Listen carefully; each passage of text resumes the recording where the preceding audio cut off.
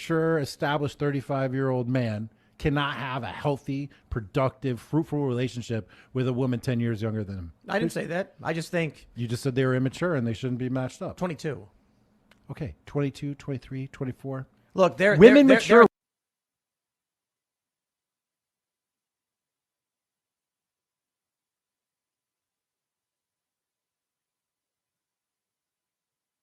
Way more to go to college. Women mature way more quickly than men, dude. That's way more quickly. It's preference. At age 15, they're basically women already, right? And it's like men hit their prime in their 30s. 35. Why wouldn't a man in his prime latch on to a woman in her prime?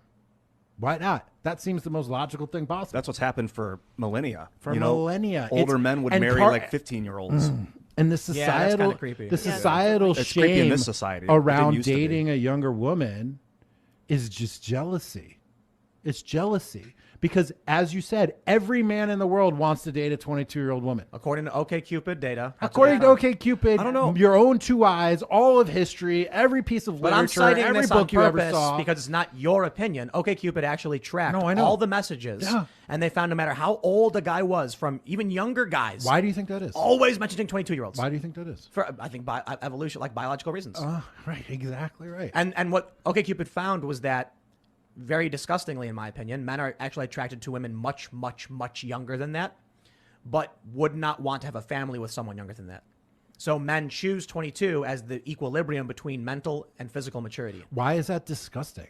There's nothing kids. wrong. Well, little kids, of course, dude. Well, that's hyperbolic on my part. Right, like, but there's literally teenagers. nothing wrong with seeing a woman of fertile age and thinking she is an attractive sexual partner. But like acting on that with an 18-year-old woman is a completely different story. But there's nothing wrong with seeing an 18-year-old woman, and being like, oh, she's attractive. Of course she is. She's in the prime of her beauty. I'm not talking about 18. OkCupid data said men want women younger than that. Okay, well. And that I find creepy. Yeah, it is creepy. Society has rules. Like, it is creepy today, but guess what? It wasn't creepy until just recently. I don't know. All of humanity, all of history, all of time. I still think it was creepy. Yeah. I think a lot of past cultures did a lot of really creepy, gross stuff.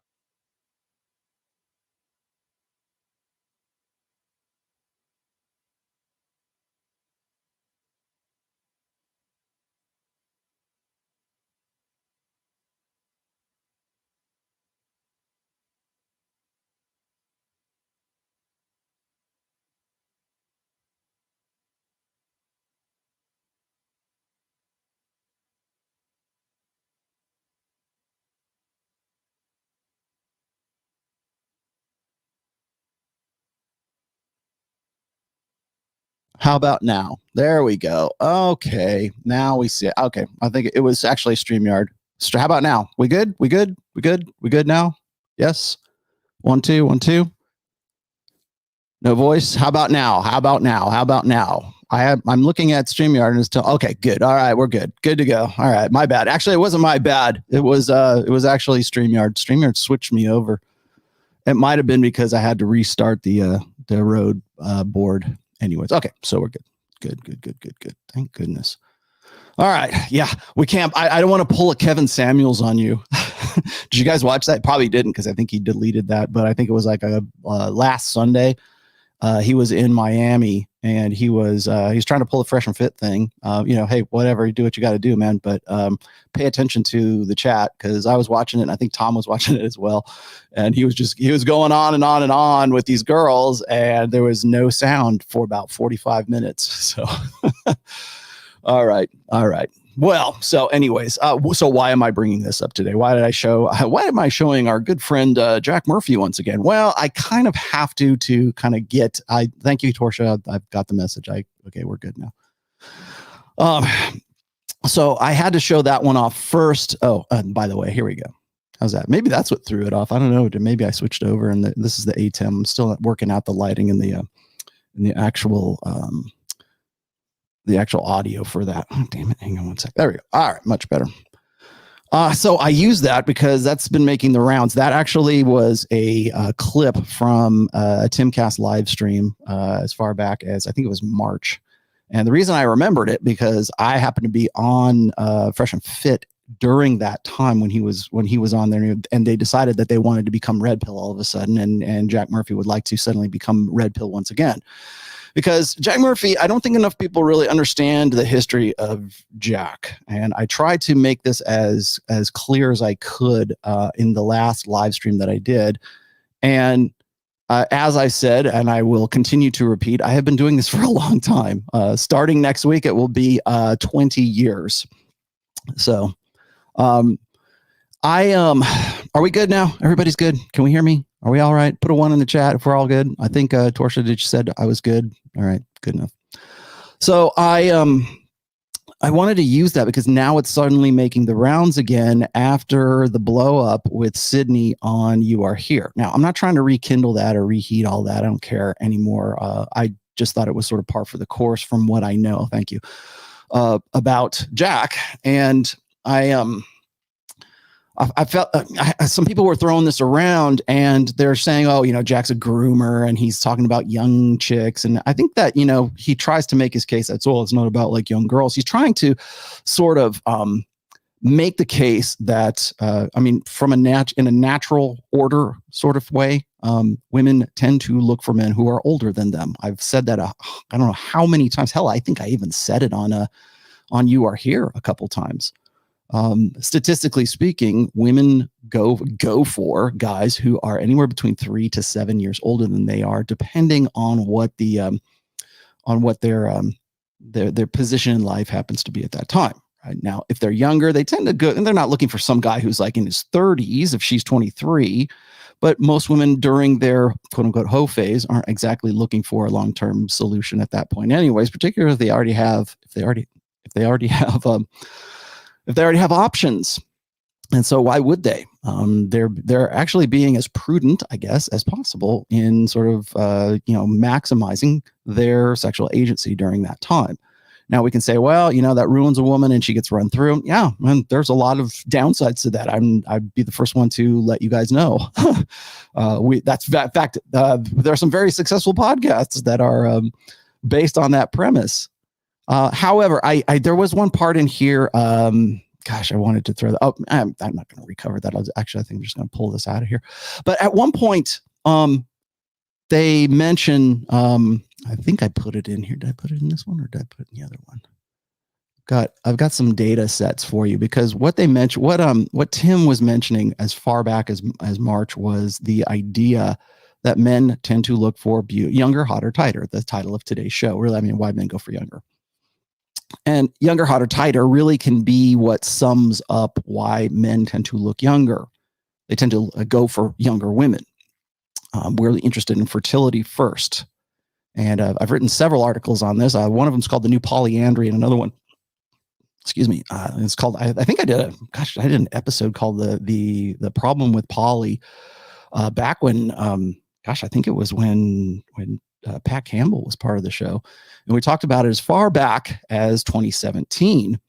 And the reason why I started talking about poly and all this, all this stuff that Jack has been sort of run up the flagpole for, and rightly so, recently was because really since about 2016 or 2017, there has been this push to normalize poly, to normalize the idea of what quote unquote alternative relationship styles.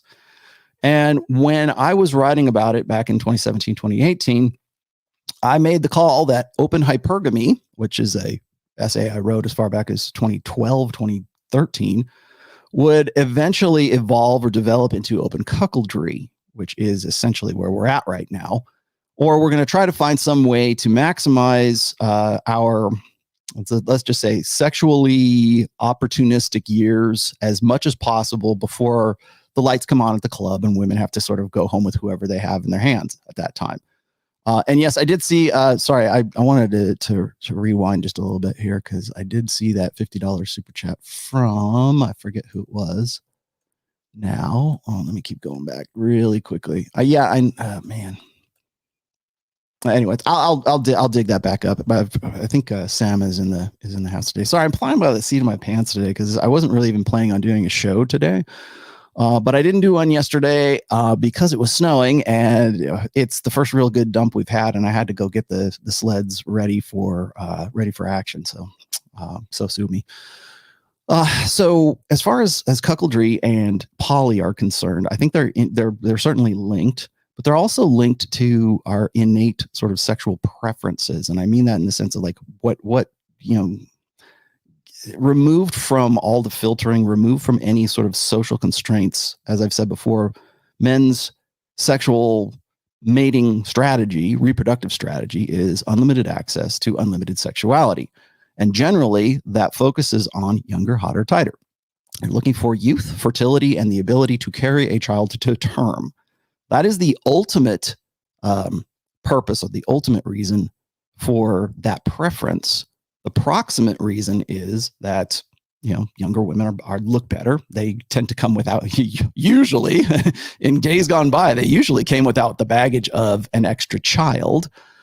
Thank you for that, Eric. And there's a lot of other things right now that I think are also sort of sandbags, let's just say, for women who are, between the ages of 29 and 31 years old, right around the epiphany phase right there.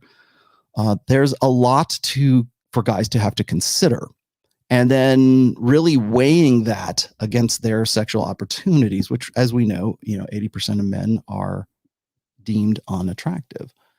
And I've shown those stats before, but in the exchange between Tim and Jack in this, they mention a data set, and that data set is from a book. I'm going to show you the book really quickly here, because I've mentioned this before, and I don't think I've ever shown this particular book on a show before. So I'm going to share my screen here with you right quick and show you, where is it? Dataclysm. All right. So this is Dataclysm, courtesy of Amazon. Thank you, Amazon. And so Dataclysm is this. It is who we are when we think no one else is looking. I mentioned this on, I actually mentioned this book, and I think it was the Pornhub data blog that they have, not actually the porn site itself. I mean, like the data blog. There's a blog that Pornhub has, and I think maybe some of these other like sort of big porn producers or purveyors, let's just say like Pornhub, keep track of. And I don't think enough people really realize the data that we have collected as a result of online pornography, or also the data that's being collected from, say, Tinder, Hinge, Bumble, and in this case, it happens to be OkCupid. Now, this was published on September 9th, 2014.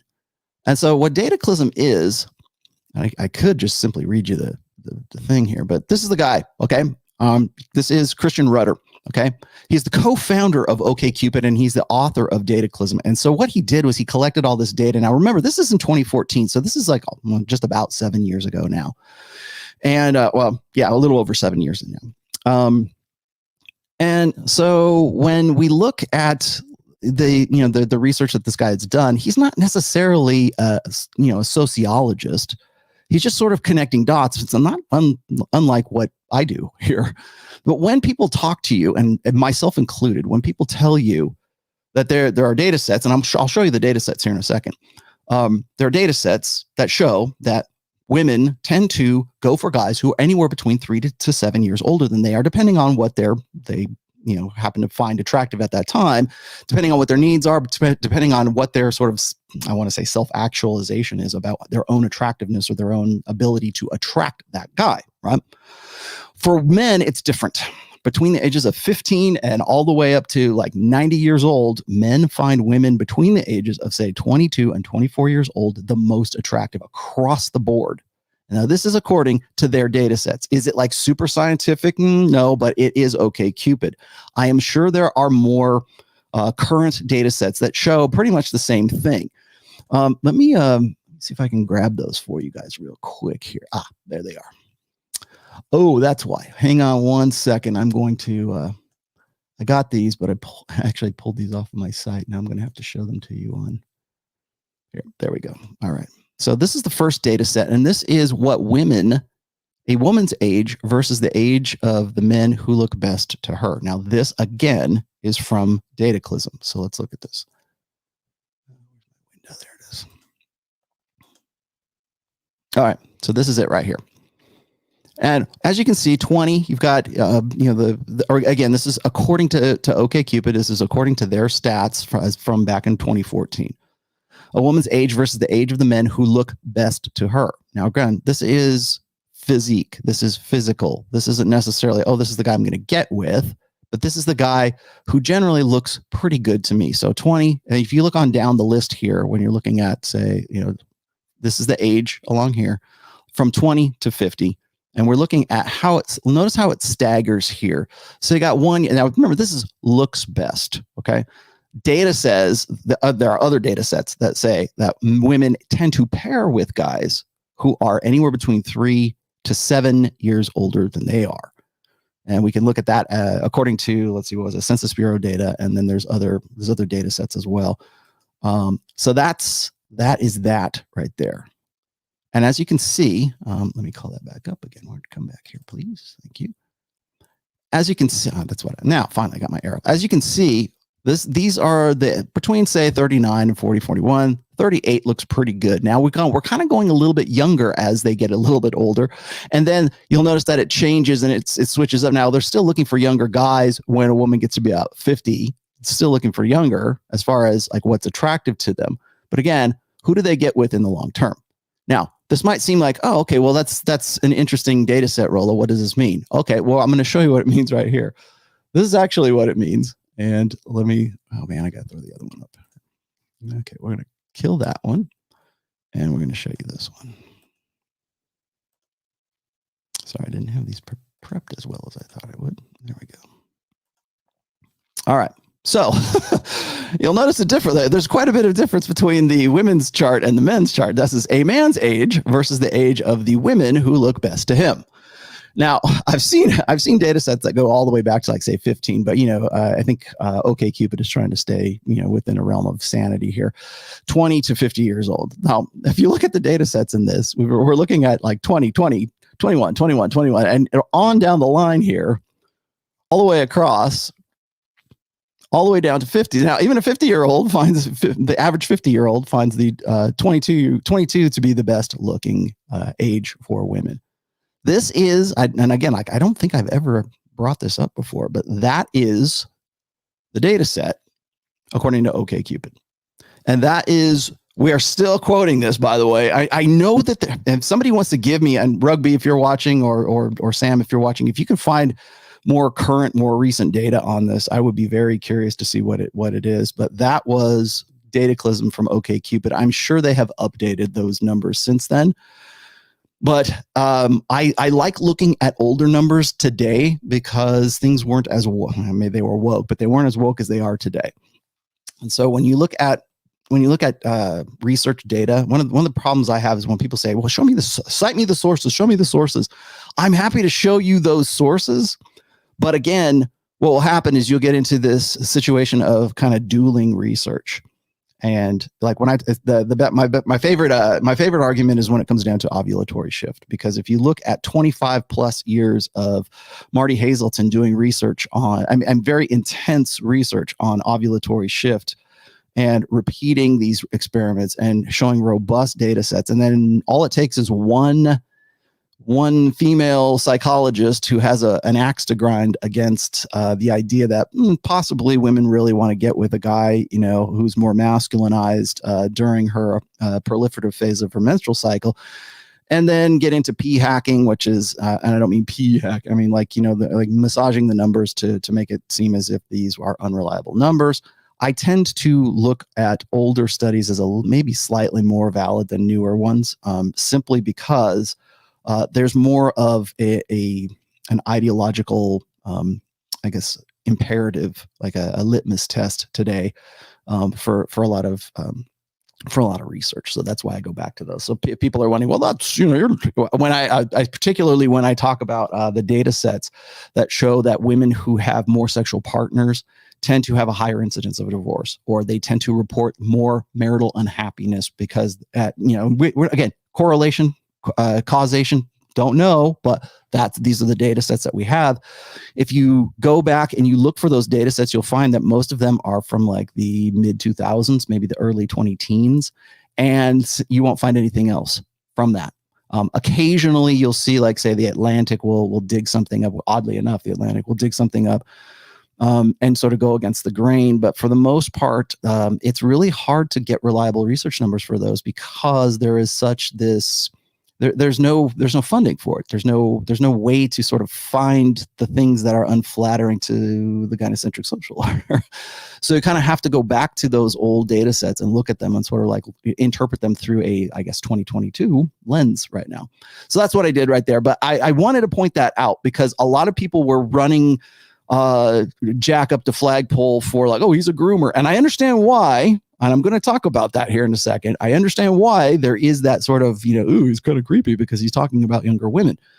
The reason for that is because there is this idea that men should get, date your own age appropriateness.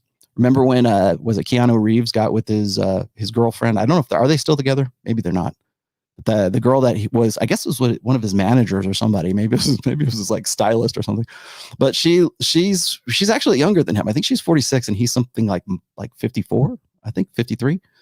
And she looks much older than him. She looks like, because she's got the gray hair, she kind of has that sort of motherly appeal.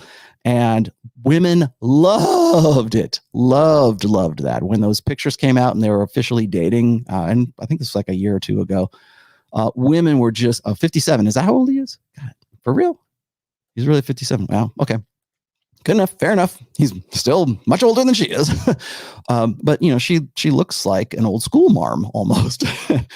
And what was the first thing out of popular culture's mouth is, oh, I love him that much more because now he's dating somebody who's age appropriate. Well, technically no. Because if he's 57 57 now, and let's just say she's 48, let's just round it off. Maybe she's 47 and he's 57. That's still a 10 years difference.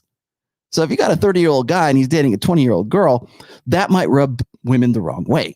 But when it's Keanu Reeves at 57 and his girlfriend who looks older than him is 47, we don't have a problem with that.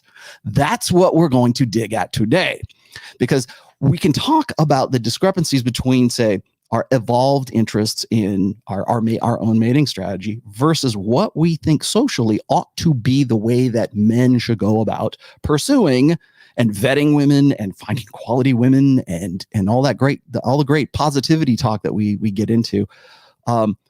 Then somebody like Jack comes along, and I'm going to read part of his article. I know, as creepy as it's going to sound, because I know why they're getting into this. But I wanted to make sure that everybody knows where those data points are coming from, because I don't think even Tim knows where those data points came from that he's quoting himself. I've quoted them several times, and I don't think I've ever even put the picture of the book up on my show, nor have I used those graphs. I don't think I've used those graphs in the past. Maybe I have, but I think it needs to be there, black and white, so people can see there's a marked difference between what looks good for a woman and what looks good for a man. And when you look at those differences, when you look at the women's chart and it's like a little bit older, I mean, it gets younger later on as she gets older, obviously, but it still staggers down that, the parallel. So 22, 23, 24, that.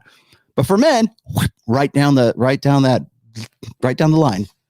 22, 21, 23. You want to know why I use this? I constantly use it. Man, there was no better vindication of this chart than that book. No better vindication, because when I put this out, I had no idea what Dataclysm was. In fact, I think I did that chart. I did that chart in 2012, I think. I'm pretty sure. And when I came up with that, and still to this day, I have people, like, if you go and you search that chart, like go on Google Images, and you put that chart, you put this chart into Google Images, you'll find people just like shitting all over it, because it's like they don't want it to be true. They're like, or they'll misinterpret it. They'll say, oh, well, no 23-year-old is going to get with a 36-year-old. And that's not these two, like the pink and the blue. Those are mutually exclusive. Okay. And you know how we know they're mutually exclusive? Because of the data set that I just showed you a few minutes ago. Yes. This is not suggesting that 23-year-old women are just like mooning for 36-year-old guys. I'm pointing out right here that the peak of women's, sexual market value is at 23. And the peak for men tends to be right around 36, 37. Some people they'll fight me on it. But I mean, every now and then something comes along and it validates that graph. And again, I just work here, man. And it's once again, God makes a joke and I'm the only one that gets it because I have the history. I understand. I remember all that stuff. I remember when that happened. So is it still working? Oh, no, it's not. My other camera right here. I have to make sure that it's not sleeping. It's sleeping right now. My bad. I still got to fix that thing. It's a really nice camera though. It's one I got it just recently. It was the Sony Z something or other. It's nice. So long story short, here's the deal. When I published this way back in the day, people just ran me up the flagpole. They hated on me for it. Now, this is unscientific. This is just your opinion. I'm like, well, in a way, yeah, I was never, if you go and you read the post that's from, it was meant to be sort of like tongue in cheek at that time, but I was with the kernel of truth. And I think that it has been vindicated over the years since I put that out. It's almost 10 years old now. And so if you go, like I said, if you go to Google Images and you look that up, you'll see that like people will say, this is just his opinion, man.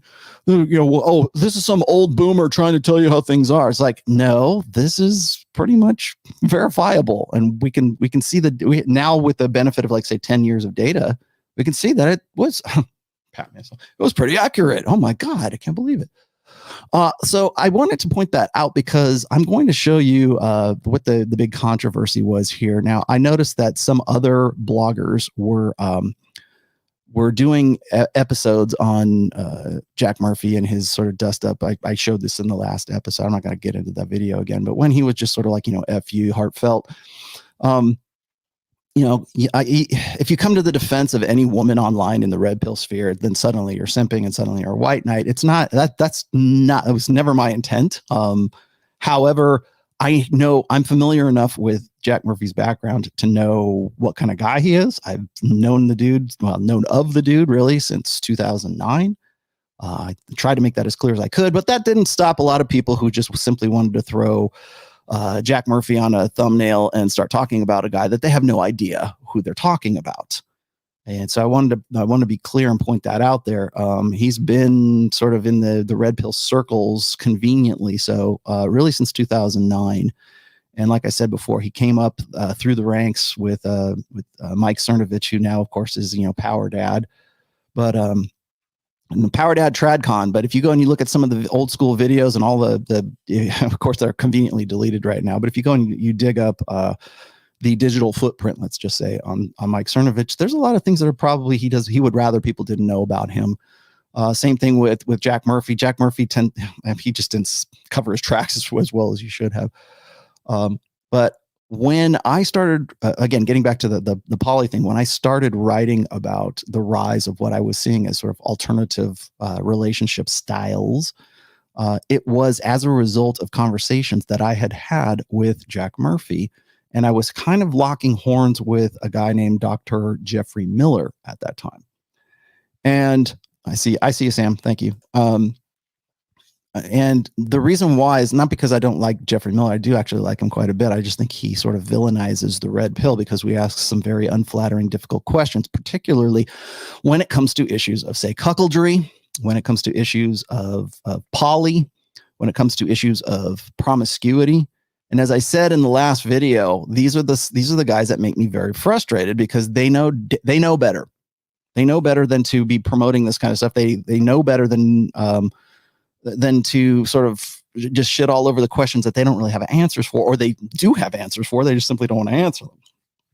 So I had a conversation with, I think it was I'm going to say it was 2018. It might've been 2019 with Jack Murphy about poly, in fact. And again, as people are wont to do, I got shit on all over the place. Oh, poly's not a big deal. It's never going to go mainstream. If you follow me on Twitter, I often requote this over and over again when we have the latest alternative lifestyle thing. I wrote a post about it. It's called The New Polyandry. And let me see if I can, no, I got another one. It's actually I had several of them. Anyways, I collected all of these cover shots, let's just say, of all these blogs and like, the Atlantic and Washington Post and all these other a lot of mainstream kind of bloggers were talking about poly for a long time. We're still talking about it right now. And we want to give it a nice little cutesy name. And we want to say, oh, it can work. And especially in the red pill circles right now, we're talking about, well, men should be able to cheat, right? We should be able to have a harem, soft harem at the very least, but certainly have I talk about it myself. People tend to think that when I talk about like plate spinning, that I'm talking about poly, and I'm not talking about poly. I'm saying, you need to date non-exclusively. Don't commit to anyone but yourself, right? Don't commit to them, play the field. Don't become monogamous. Don't even consider monogamy until you get to be about 30 years old. And even then, don't consider marriage. People, again, throw me under the bus because they say, well, Rollo, you're married, aren't you? Like, yes, I am. But I was dating non-exclusively most of my 20s. And I did not become really, hardcore monogamous until I got with a BPD girlfriend. And then after that, I went right back to that. And I was very particular at that time as a result. So it was sort of a learned experience on top of everything else. But yeah, I'll be the first one to tell you, spin plates. But spinning plates is not poly, right? People will say, well, I got her poly, at least from my experience, from my definition, from what people are presenting to me. Poly is usually, we're going to be in a relationship, but we're also going to go and bang other people. Or have an open relationship. We've been talking about open relationships since the 70s, by the way. That's where that came from. An open marriage. The term open marriage started right around the mid 70s, I think. And it didn't really pick up. It didn't really take off until, later. People didn't really popularize it. But it's more popular now, I think, as a result of women being more, let's just say, empowered and certainly more powerful in a social context now. And guys will say, well, poly works to my advantage, man. It's great. I got 3 girlfriends, blah, blah, blah. That's, for the guys who can make that work, that's awesome. And I would also argue this, and I've made this case before, is that it works, polygamy, one man, I hope I'm saying that right. One man, many women is actually something that is becoming more popular as a result of women not being able to trust guys with their own security. So they build that security for themselves. They go to school, they get their money. I make my own damn money. And whether it's through the state or it's through some sort of resource transfer, the security aspect of hypergamy, of women's mating strategy, is compensated for to the point where at the very least women believe that they don't need no man. But they want a man. Okay. Like you'll hear women say that we don't need men, but we want them. Okay. All right, let's just take that at face value. Okay, so I think that's bullshit, but let's just take that at face value. Let's say that's true. What kind of man do they want? That's pretty easy to find out. We could see that every day on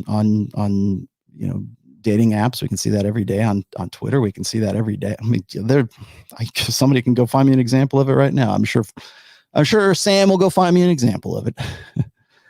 But so my point being is that, women, when the beta bucks side of hypergamy is more or less compensated for, the only thing that's left is alpha fucks. And so that's why women believe that they have this entitlement to guys who are high value men. And again, how do we know that? Well, because we can go see it every day on something like Fresh and Fit or on Kevin Samuels, and it doesn't have to be ratchet ass hoes in Miami.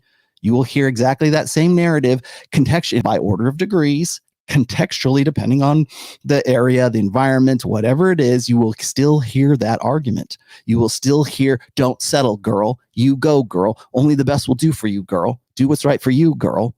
Be prudent. Test them all. Try to get them. And then what happens is once they get past a point where they cannot be sexually viable in the sexual marketplace, that's when you get, men are infantile. They only want younger women.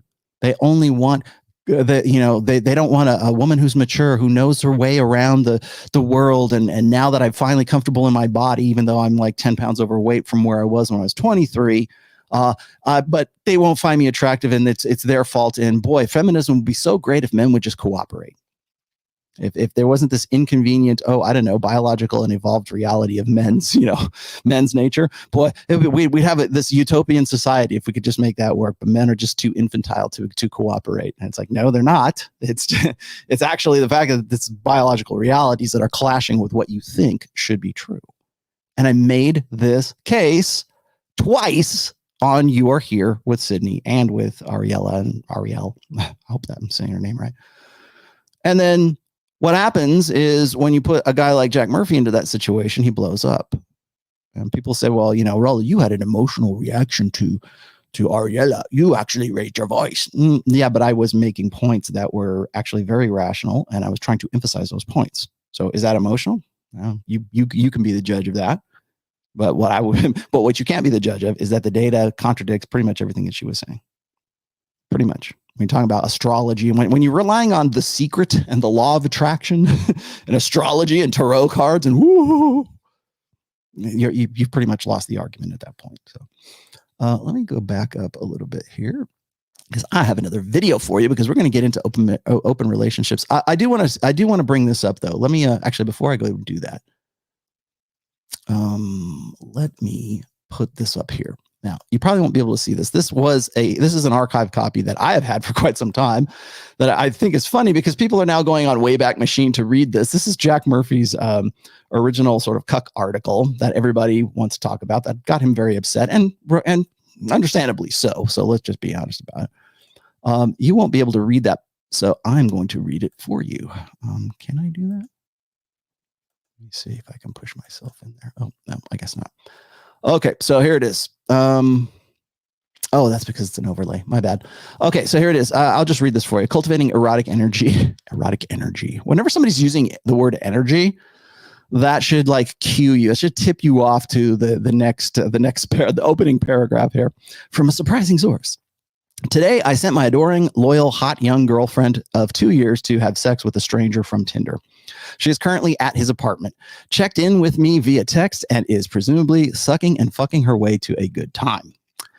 Okay, let's keep going. I'm alone writing. Couldn't be happier. Now, before you write me off as another salon.com freak, no, actually, we would write you off as a cuck, who wants to be cuckolded or some kind of spineless beta under male, hear me out. Okay.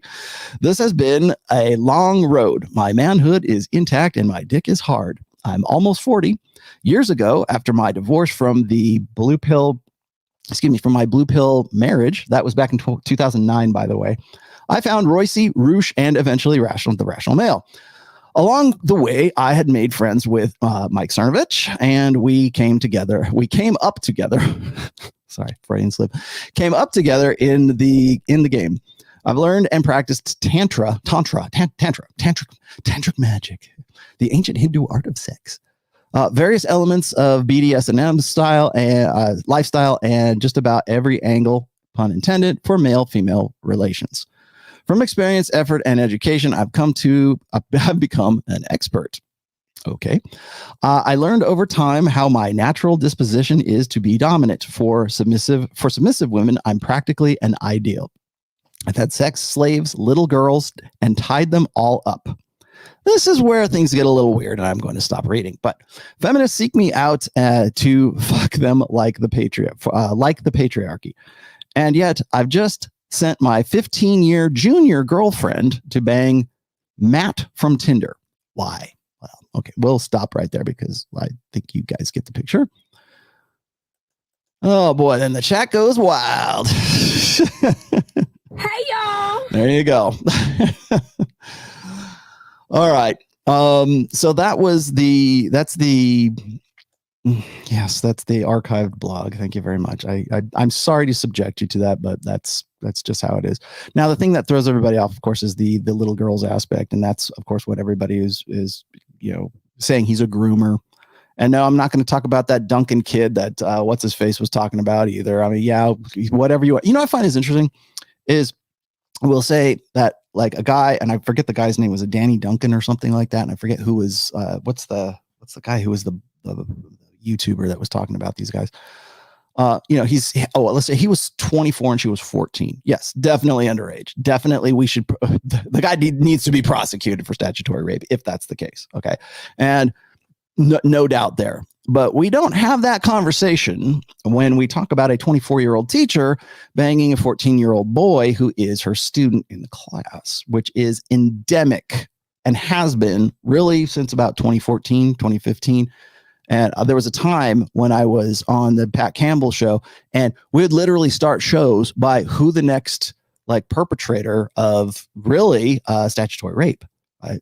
And these were female teachers right around anywhere between the ages of like, say, 24 and like 32. And they were getting with boys who were below the age of consent, let's just say. They could not legally give consent, and so any sex with them would end up being technically grape. Now I'm throwing my monetization away, but we don't call them groomers. We don't call female teachers. In fact, we just give them slaps on the wrist. Usually we just give them a slap on the wrist as essentially statutory rapists. If it were a man doing that same thing, we would say he's grooming, as we do, because there's first of all, there's a separate standard of justice for women that has been pretty well established, I think. And number two, there's a social, I don't say acceptability, but it is permissibility, let's just say, for a younger guy to get with an older woman, because we go, oh, well, where were those teachers when I was a kid? That's the first thing out of any dork's mouth whenever something like that comes up. And it's like, well, if you want true equitability, ladies, if you want true gender parity, then why are we not prosecuting those women to the fullest extent of the law that we would had it been a man doing the exact same thing? Why do we not call those women groomers? We don't. We want to give them a slap on the wrist or say, oh, she's too pretty to go to jail, whatever else. We don't talk about that. And the reason for that is because, like I said, there's the legal dynamics of it as well, but there's also the social dynamics that goes along with that.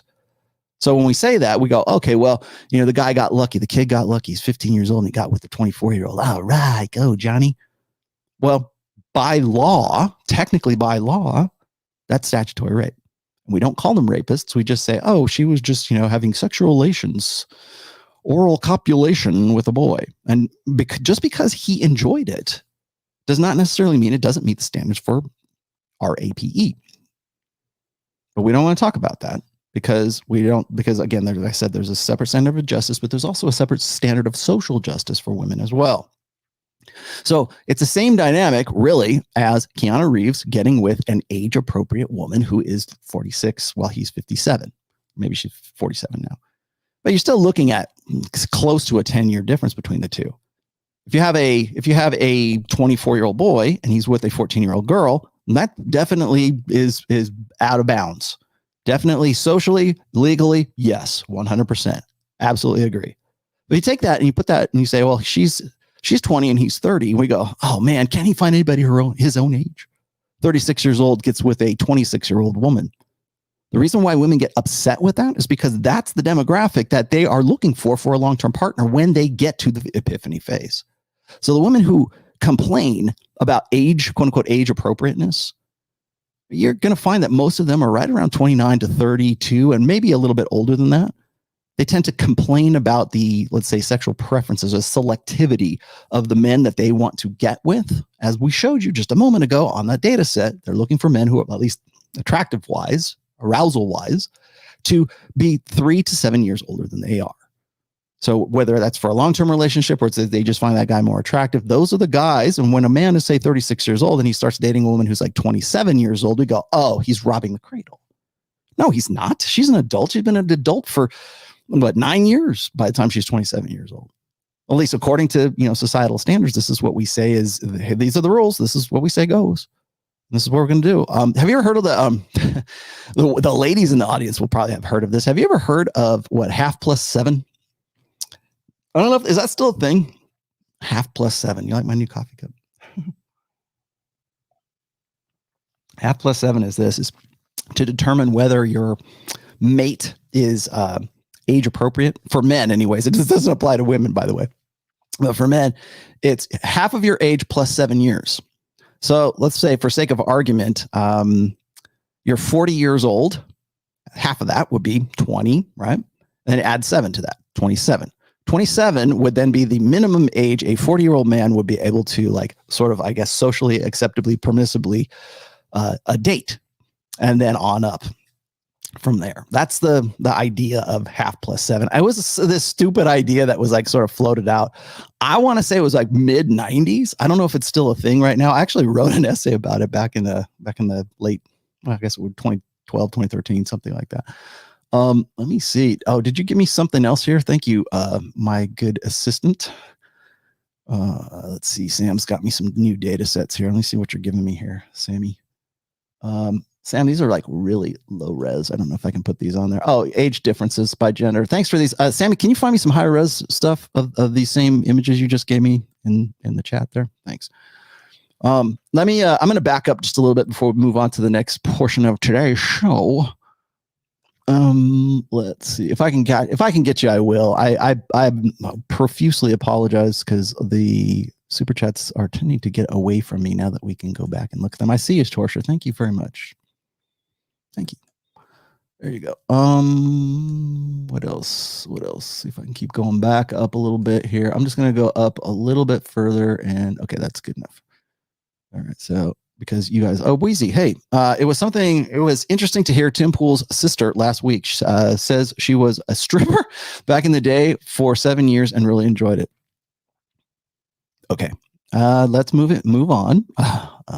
Let's see. Wait, hold on. Who is this? That is, thank you for that $9.99, my friend. $9.99. And let's see. Rollo, you're the Einstein of intersexual dynamics. Researchers are inadvertently going to prove your deductions for years to come. Yeah, unfortunately, they're not going to prove my deductions while I'm alive. Probably. Unfortunately, that's probably not going to happen. What do we got here? I'm XX. Recently read a book that said that a lot of what we associate as gynocentrism is the natural result of living in affluence. Okay, those are, you're probably, let me keep going. Do you think it's possible to maintain masculinity in a modern affluent state? Yes, I do, because there are other states that do it. Now, this is the idea of luxury beliefs that I am presently trying to get Rob Henderson to come on my show because I really like a lot of, I subscribe to his Substack. If you don't, you probably should. If you have a fascination with any of the stuff that I talk about, he will be a good follow. I've used him often enough, and I'm going to quote him even on this show today as well.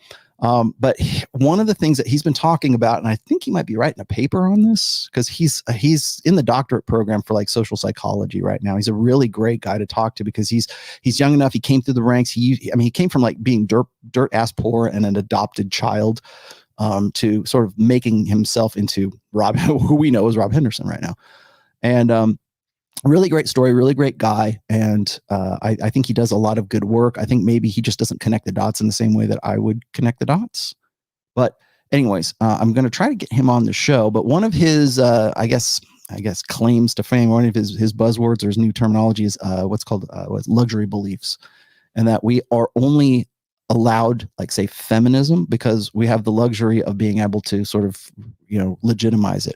Or we think of things like, transgender athletes or whatever, pretty much anything that's wokey right now, wokesy right now. Those are luxury beliefs.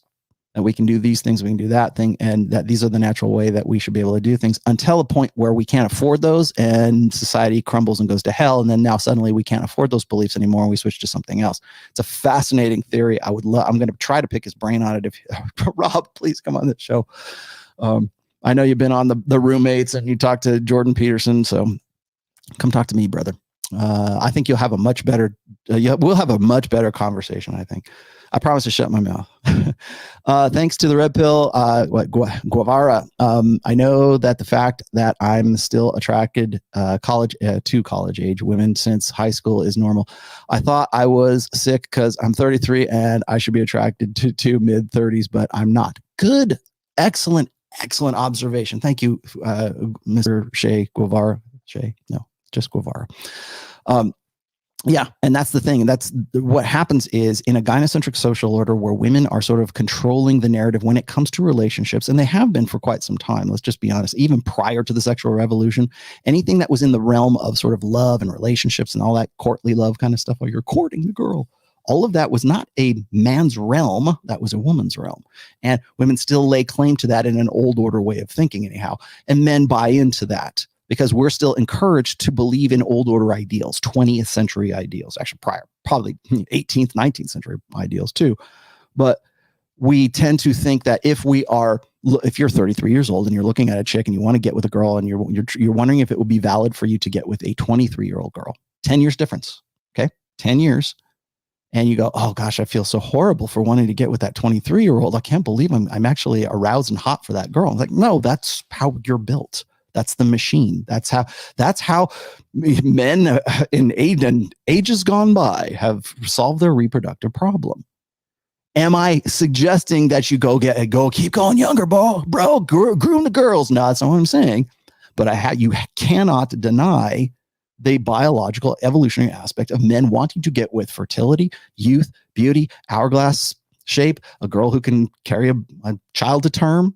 You want to know, like, I think it was about a couple months ago or 3 months ago, I think it was the roommates who they did this really quick hit video about, like, why is it that men want to get with younger women? And of course, we got to make some sort of moralistic reason why, men want to get with younger women because women who are older have baggage. Well, yeah, that's true. That is true. But we want to sort of you'll notice that baggage, or being a single mommy, or not being as feminine, or being older and sort of like more hardened is those are like they're easily turned into sort of moralistic arguments, but also they're elements that we think should be important to men, and but in the terms of like creating a long-term monogamous married family later on into perpetuity, right? We want to think in terms like, well, men should be attracted to these things, and if you don't have those things, well, then you're at a disadvantage, ladies. Yeah, that is true from the beta buck side of hypergamy, that you think men should be focused on. But I'm going to tell you right now that, as we just saw in the Dataclysm data set, that guys as old as 50 still want to get with the girl who's 21, 22, 23 years old. They look the best to him. There is a reason for that. And the only reason we have a problem with that, we go, oh, that's creepy. Rollo's 53 years old and he wants to get with a 23-year-old. No, I'm not saying that, but I'm not going to deny that youth, beauty, fertility, flat stomach, big boobs, a nice ass, long legs. I'm not going to sit here and lie to you. I don't think anybody should. In fact, I don't have to. All I have to do is point you to the data dots on Dataclysm, just like these guys have. Again, it's not about like, oh, well, that sounds creepy. Yeah, I'm sure it does. I'm sure it absolutely sounds creepy, but that's the nuts and bolts of it. That's the mechanics of it. Women tend to see men as success objects, and men see women as sexual objects, and women see men as success objects. In the long term, how are we going to live together? How are we going to create a family? How are we going to go forward from here? That's a long-term solution, by the way. That's all based on like women's need for long-term security. So bear that in mind, because women's primary impetus or prime directive in life is long-term security. Now people say, well, like I have people who will fight me on that. Well, women can just spread their legs and they can get with any guy they want, blah, blah, blah. It's like, nah, but they don't want any guy. They want guys who have something going for them. I made this quote, and I think I might have said this like in passing, and somebody quoted me on it during the week, and I said, and they quoted me, was that women don't marry men, they marry lifestyles, and that's very much true, because for the longer portion of a woman's life, she's looking for long-term security. She's looking for, she's only going to be sexually viable, sexually available, sexually, her agency is only going to be at its peak years for about 10 years, 18 to 28-ish. That's not to say that women can't like sort of perpetuate that a little bit more. And that's also not to say that society doesn't convince women that their sexual agency is evergreen. So you can be 70 and still go with hot guys. But it's nice to believe that it's a pleasant fiction. But the reason why we try to do that is because we know damn well that the mechanics of it is that 18 to 28 is really where women are going to be, at their peak of sexual selectivity, if nothing else. And again, it's not me giving you opinion. I'm showing you the data sets right here. So you tell me, man, I just work here. And so women have a really tough time, like, squaring that circle or circling that square, whatever.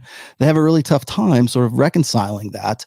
And so they need those social conventions to convince themselves and make them feel better. Because as I keep telling you guys, the data, the rationality, reason, the numbers, the hardcore cold bucket of reality doesn't taste good in an emotional sense. And when we live in a gynocentric social order where emotion is the highest goal, it's the highest ideal, or should be anyways for men, but certainly is for women, then is it any shock to you that we have social conventions that would try to make the medicine of the red pill or the medicine of rationality and the numbers and the reason and all the data sets and the empiricism? Is it any shock that we have social conventions that try to sweeten that up, to sugarcoat that? They give women, again, pleasant fiction so it's easier for them either to accept or to sort of live in an escape. As I keep saying, maybe at some point when your shitty life is unlivable and your escape is more livable, you're going to live in that escape rather than your real life. Now, think of that on a social scale with women. Right? It's much more comfortable. Tastes much better for women to believe that their sexual agency is evergreen. And we've got movies and we've got music and we've got celebrities and we've got everybody patting women on the back saying, don't worry about it. You can make it. Wow. You can make it. You're sexy at any weight. You're sexy at any age. You're sexy at it. Well, whatever disadvantage you have, it's men's fault or it's men's inability to see the real gorgeous person that you really are. And you have a better opinion, increase your self-esteem. Right. So Guevara, I think when you, it's one thing to have like people say, well, you're not dating a woman that's age appropriate, right? They're reinforcing that. There's a shame aspect that goes along with that. And the reason why it exists is because we want men who are 33 years old, who ostensibly should be making something of themselves and have prepared themselves for the future. You're hitting your stride. You're 36 years old. Why wouldn't you want to get with a woman who you can now select? You can say, you know what? I'm finally here. I'm 34, I'm 35, 36, whatever. I'm finally hitting my stride. Now I can get with the chick that I want to get with. And who is that? That's the girl who's 27, 26, 25. Not the girl who's 32 who needs you the most because she's already used up her capital, her sexual capital in her own sexual selectivity, wasn't able to consolidate on an alpha guy or high quality man. And now you have to feel bad for selecting her out and wanting to get with a younger girl who doesn't have the same baggage, who still looks good, maybe has a flat stomach. Who knows? Right? Hopefully she's in better shape. Hopefully she's not a single mother. Hopefully she's not, has all the baggage that a woman who 32, 34 probably has. That's it. You put yourself at a great disadvantage, ladies, if you don't consolidate on a man in your 20s. Very simple math. But there's a whole world out there trying to convince men that they should feel bad for not getting with you. And that only works in women's favor. It doesn't work in men's favor. It appears to me that East Asians are going to inherit the world. Okay. They are the only ones who can maintain patriarchy without being too backwards like Muslims or too beta like Christians. Thank you. Well, unfortunately, Asian women apparently don't want to get with Asian men. So I wouldn't get your hopes up right now. Let's see. Ethan Sevilla. My first red pill was when I saw my fit uncle, U.S. Navy captain, in his 50s with his whites and in a gathering. Every woman from 18 to 60 looked at him like a god. Yeah, men in uniform, right? Men don't care. Men should never care about the way they look. I just go put on jeans and boots and a white t-shirt and women just love me. Only pansies care about the way they look. Star Craze Mike, a 35-year-old who has a body, life, career in order and is intent on starting a family. Which ages would you suggest I stop considering as options? As far as a woman, I don't know. How old are you? Is this the chick you're talking about? A 35-year-old who has his body, life, career in order and is intent on starting a family. Which ages would you suggest? Okay, here's my suggestion to you, Mike. And I have got this question a million times. Look for women who are between the ages of 24 and like 27. Don't go any older than 27. And I would not suggest going younger than really 24 if that is your intent. Guys will say, well, I don't want to get with a girl who's dumb. I don't want to go with a girl who's 18. She's fickle and stupid and she's just going to run around. Okay, fine. And then they'll say, well, I don't want to get with a girl who's like 31 because she's been run through. Okay, well, where's the sweet spot? 25, 26, 27, somewhere around there, I would say. Even 27 might be pushing it. Sorry, Torsha.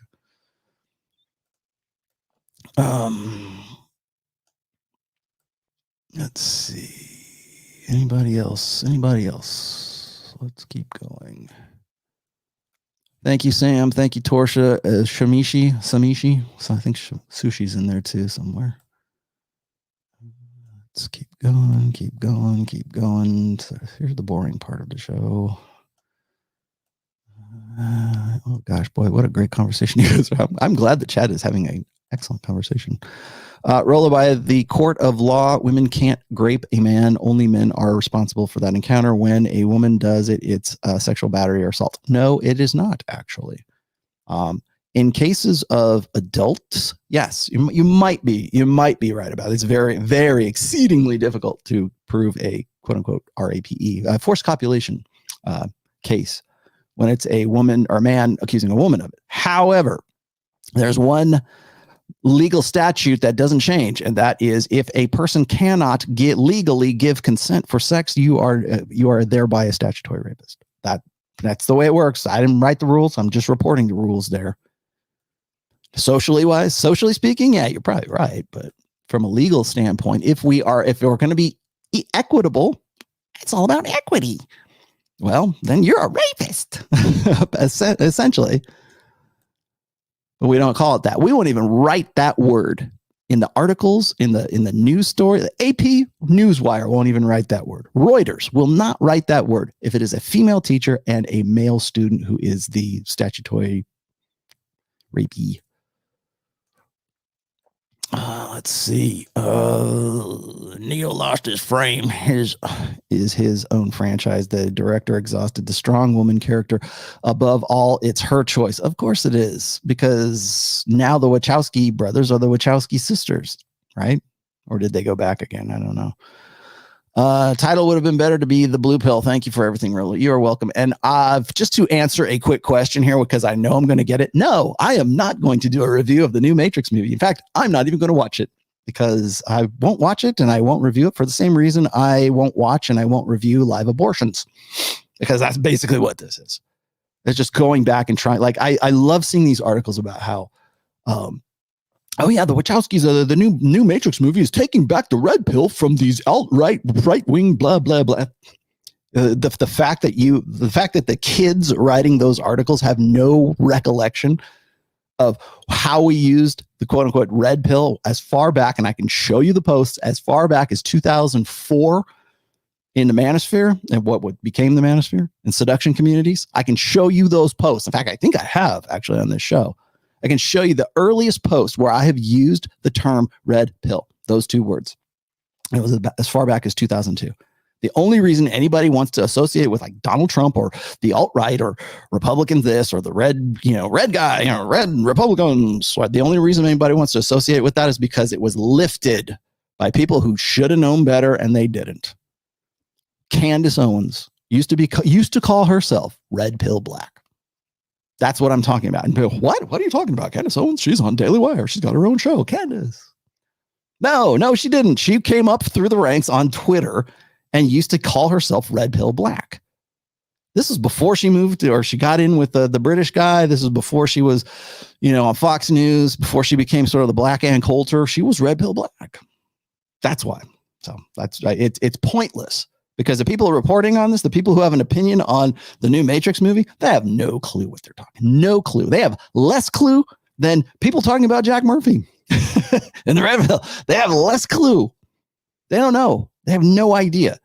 When people start talking about the red pill this or seduction community that or PUAs, like, oh yeah, PUAs, man, they're just you wouldn't want to be one of those guys. They have no idea. These are kids. These are kids trying to tell you. I'm starting to sound like Aaron Clary. I'm getting the beard into. I'm trying to do it. I need my Carhartt hat, right? My cup of Perkins coffee. Right? These kids don't know the history. Don't they know anything about the red pill? It's frustrating. Trust me, it's frustrating. I love to see like guys like Joker from Better Bachelor start talking about like Jack Murphy, like they were shaking hands with him back in 2009. So get the fuck out of here. Hey, Jack Murphy's a cock. Go McDowell. Thanks. Buy my book. I mean, essentially, that's what it comes down to. Like, please, if you're going to talk about guys, especially old timers like that, at least do your homework, man. Spend more than half an hour like looking up the videos before you start talking shit about people, especially old school people like that. And again, that's no defense of Jack Murphy.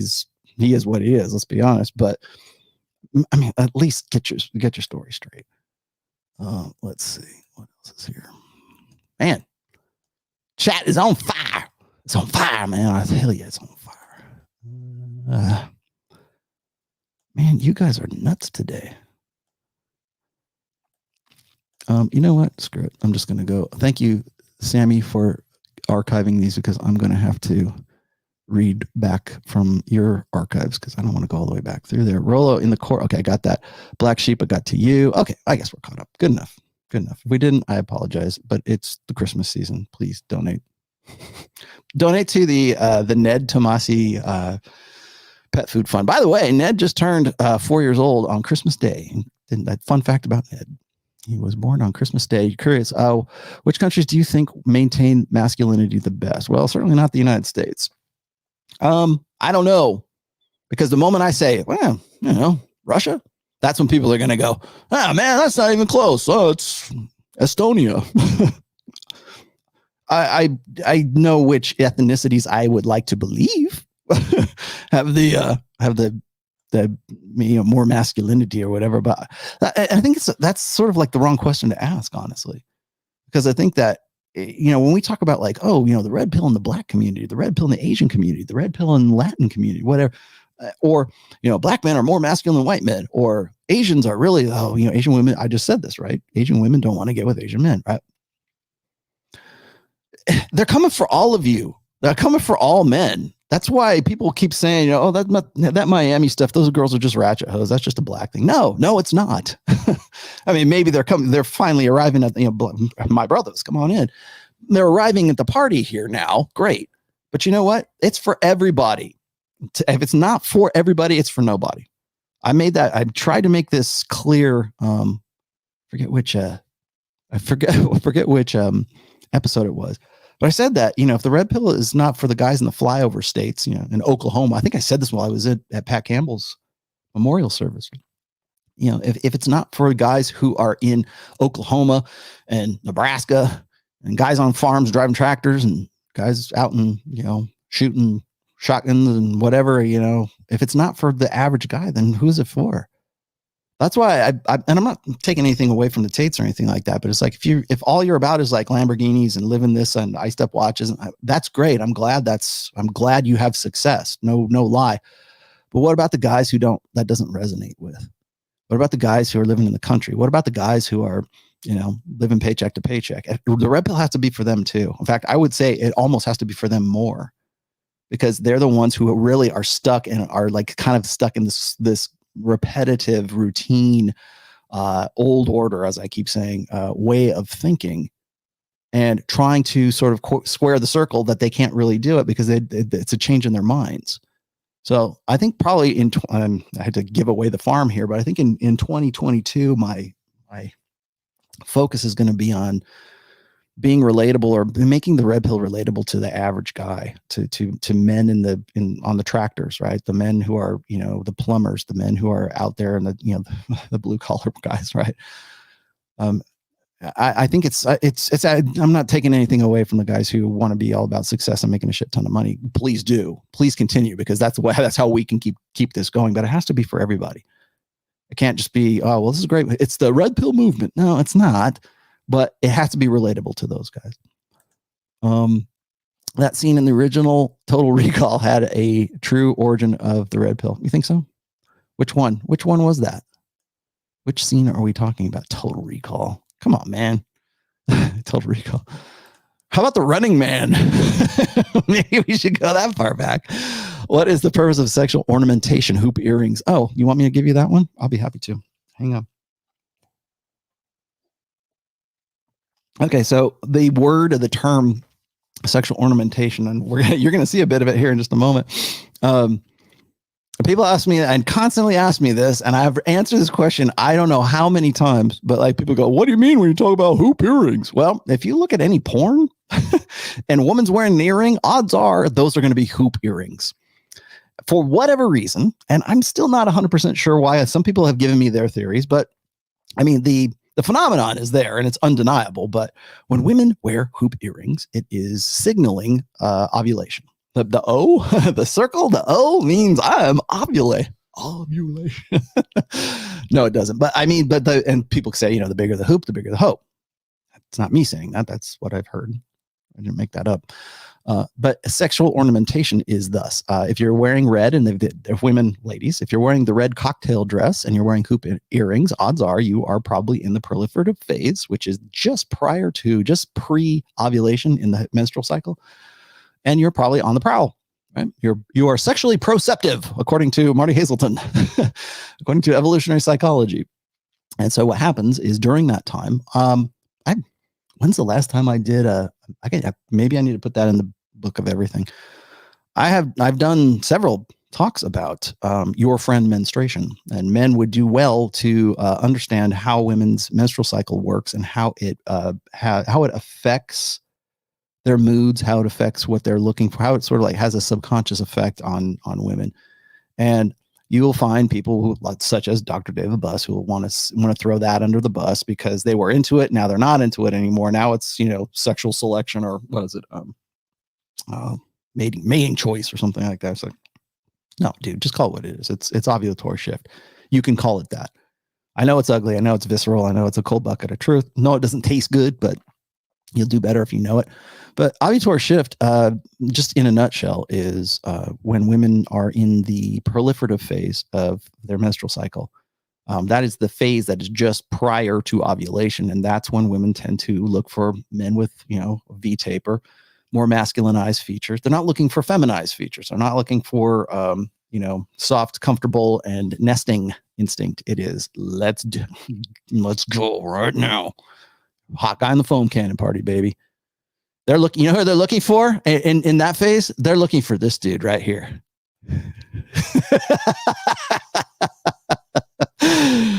Yeah, I know he's going to be, by the way, John is going to, and I got to get out of here in enough time, but John's going to be on Fresh and Fit first time in a very long time today. So do go set your reminders for that. I don't usually, I mean, there's people I want you to go check out, you know, on Fresh and Fit, but he hasn't been on in a while. And if you want to see a fun show, that's going to be a fun show. But that's the guy. Yeah, they're looking for this dude. No, I'm kidding.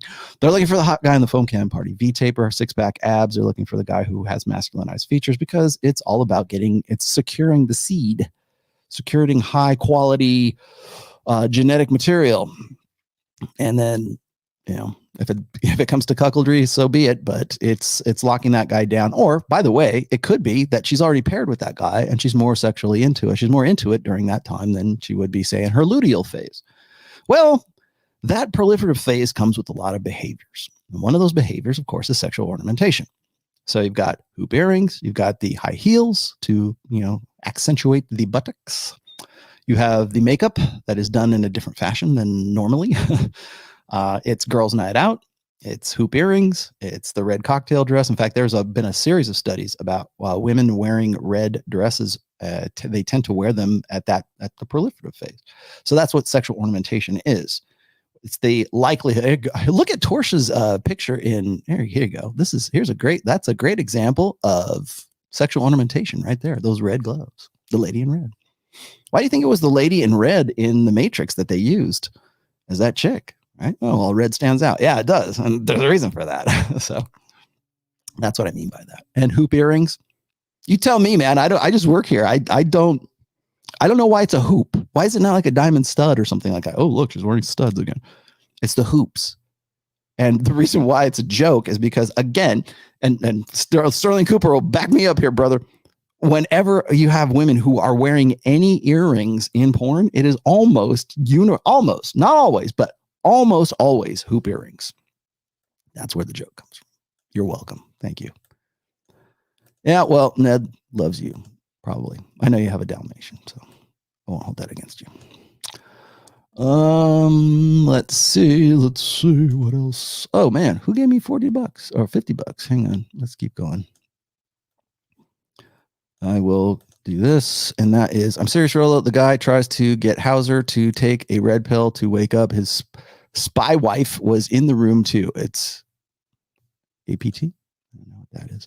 An apartment. Serious, bro.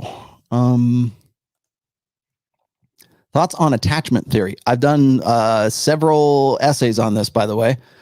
Is Hold Me Tight by Sue Johnson as it relates to intersexual dynamics. I got no idea who Sue Johnson is, so you have to bear with me. Valid form of therapy of who hurt you, blue pill training. Okay, well, and anyone who's saying who hurt you, that's an emotional appeal. So I would be wary, and I don't know that this is the case with Sue Johnson because I don't know who she is. But whenever you're dealing with like self-help books, or you're dealing with like, oh, I have a troubled past, I've got to confront my demons. If that's not based in like empirical data, if that's not if your therapy isn't founded on like a reality core, then it's most likely it's probably emotionalism. And whenever it's emotionalism, it's either religion or it's chick speak, or else it's a grift, and for the most part. Because if I can keep you feeling good, if I can make the poison pill, if I can make the rational pill, the empirical pill taste better with emotion and make money, you're always going to be able to sell that way better than you can the rational male. You're always, I mean, to my credit, right? At least people, when they read my book, they go, man, this has really opened my eyes. I don't make emotional appeals in any of my books, really. I mean, it's the rational male. I try to give you guys data sets, and I allow you guys to sort of decide how you're going to use those things. When somebody's telling you things, they're saying, here's 12 rules for life, right? Here's what is it? Who hurt you? That's therapy from a female centric position. You don't need therapy anyways. Relatability to the red pill for the average everyday man is a topic I would like to see you go into more. Well, congratulations, Jose. I am probably going to make that my top priority in 2022. I concur. Keep up the great work. Thank you. Yep. If it's not for the everyman, who is it for then?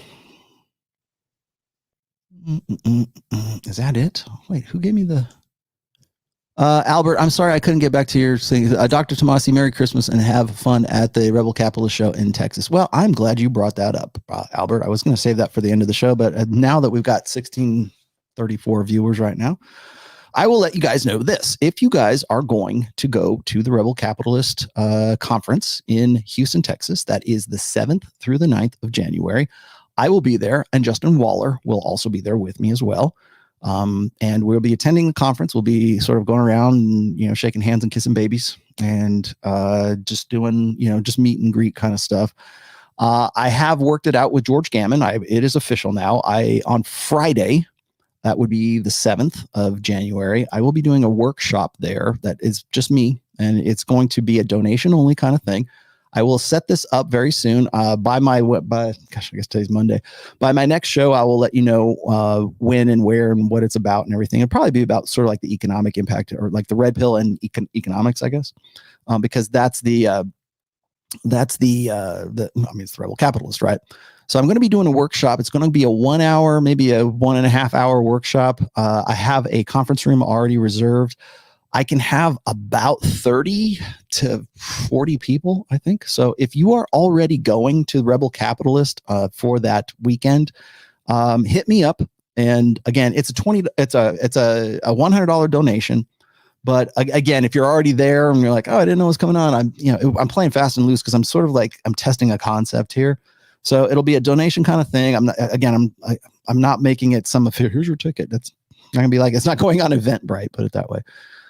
But if you can donate, fine. But I just want to sort of test the waters and see how the workshop works for future conferences that George Gammon is doing.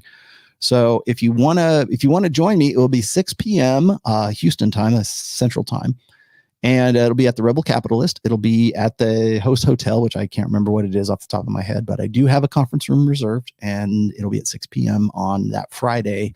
And I hope to see you there. So,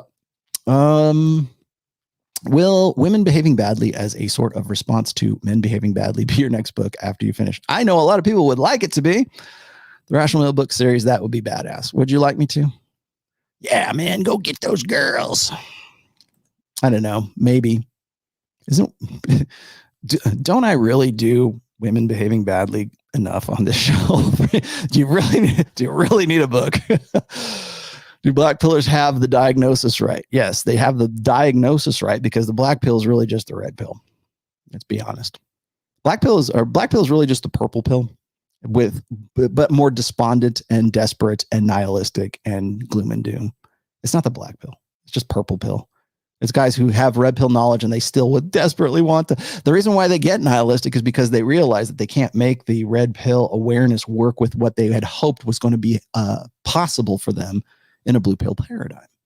And so you go, oh, well, that's black pill. Well, so be it. But really what you are is a purple pillar, guys. If you're black, I'm black pill. No, you're purple pill. You're just a depressed, asocial, self-loathing purple pill guy, essentially. So there is no black pill. I'll be the first to tell you that. Like, oh, that's shocking. Yeah, well, whatever. Yeah, exactly. Yeah, that's what it is. Thank you. I'm going to put that up there, Avid. Yes, it's a burned out purple pill. I can't make my blue pill dreams and hopes work in the red pill paradigm. Screw it.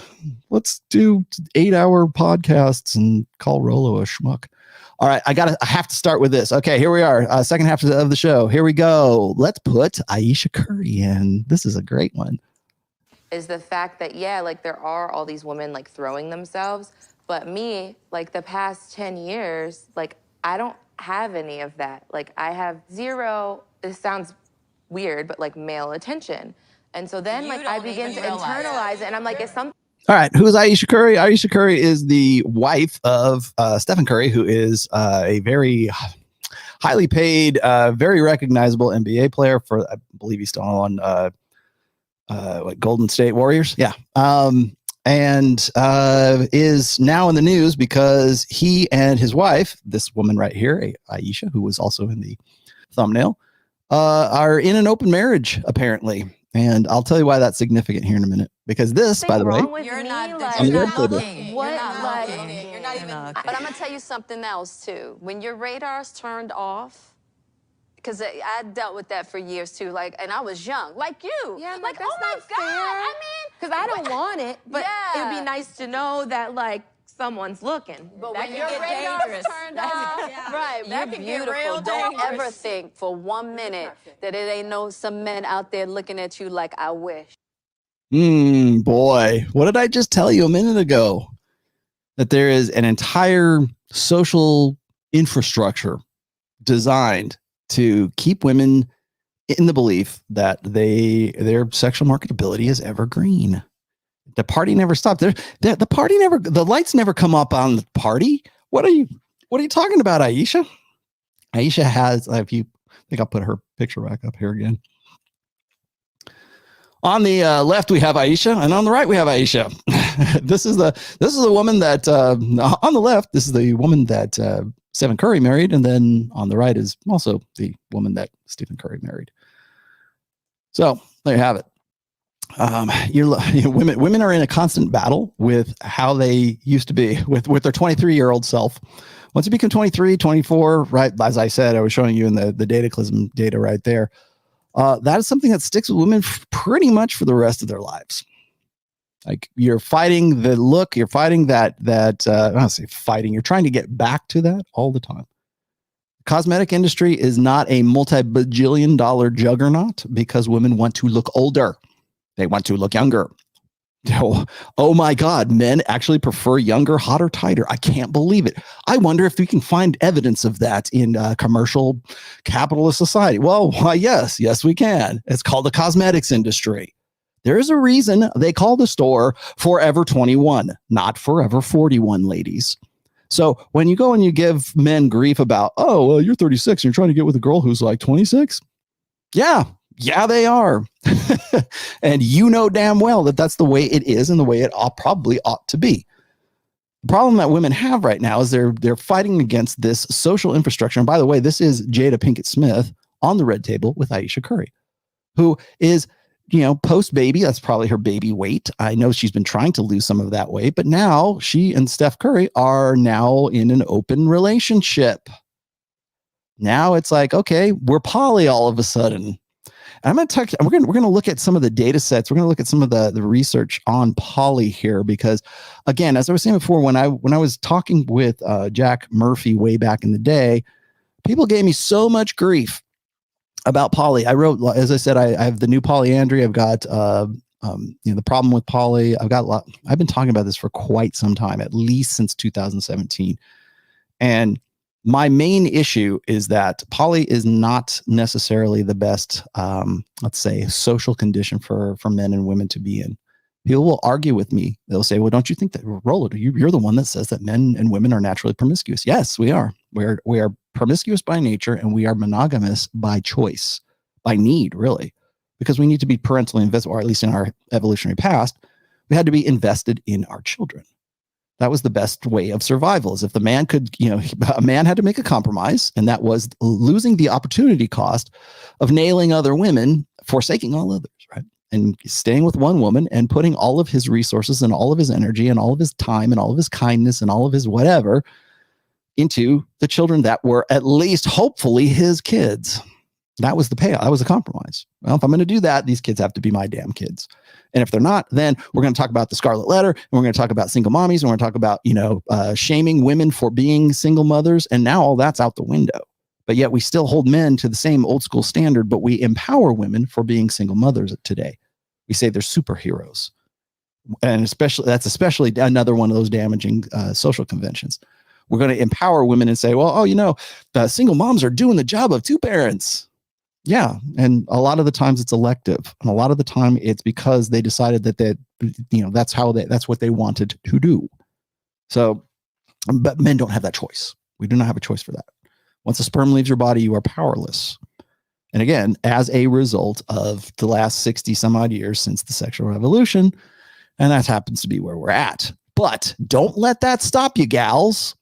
I got pilloried for comparing Michaela Peterson to Casey Anthony, right? People said, oh, you're comparing. I was not comparing. I was using her as an illustration of kill to party. And okay, so that's one illustration. I've been using others throughout this week, by the way, if you follow me on Twitter, but there are lots of lesser or greater illustrations of kill to party. Do I think that Michaela Peterson wants to kill her kid? No, I said exactly that in the fucking video, but people still want to make the worst of it. And I went on and talked to Michaela on her show, which still hasn't gone live yet and most likely won't. So we'll see. However, the want to still be sexy, the want to still have, just look at the beginning of this. Is the fact that, there are all these women throwing themselves. But me, the past 10 years, I don't have any of that. I have zero, this sounds weird, but male attention. Okay. Why is that a big deal? Well, something tells me that when she looked like this on the left there, she had a lot more male attention. She certainly had Steph Curry's male attention. So clearly, she's been looking for that. Clearly, that's still valuable to her. Clearly, she still wants to advertise herself to the point where they have an open relationship right now. To the point where poly and an alternative relationship lifestyle sounds like a good idea. Why is it a good idea for women? That's crazy, Rollo. That's crazy. That's crazy talk. I feel like I'm taking crazy pills. Well, the reason why is because women still buy into the idea that their sexual agency is evergreen. And if they're not getting that attention, as I keep telling you guys, attention is the coin of the realm in girl world. It's how they measure hierarchies. It's how women decide who's at the top of the heap and who's not. And here you have Jada Pinkett Smith, of all people. And so then, I begin to internalize it, and I'm like, is something wrong with me? You're not looking. What? Okay, you're not looking. Meanwhile, we have the hoop earrings in place. Remember, we were talking about sexual ornamentation just a little while ago. This is a woman, I believe she has 2 kids or one. She certainly has at least one. And she's clearly put on some pounds since then. So yeah, she probably doesn't command the same attention, the male attention that she did when she was single, when she looked, good in a swimsuit. She's always been just a little bit thick, but she put a baby in her and now she's looks like this. That's what a lot of women have to deal with. Got it. Are there ways around it? Can you stop, put the fork down? Can you, get in the gym? Sure. Yeah, you can. Not saying there's not a personal responsibility issue here, but this is the state of a lot of women, right? 75% of women are overweight in the United States. 40% of them are obese.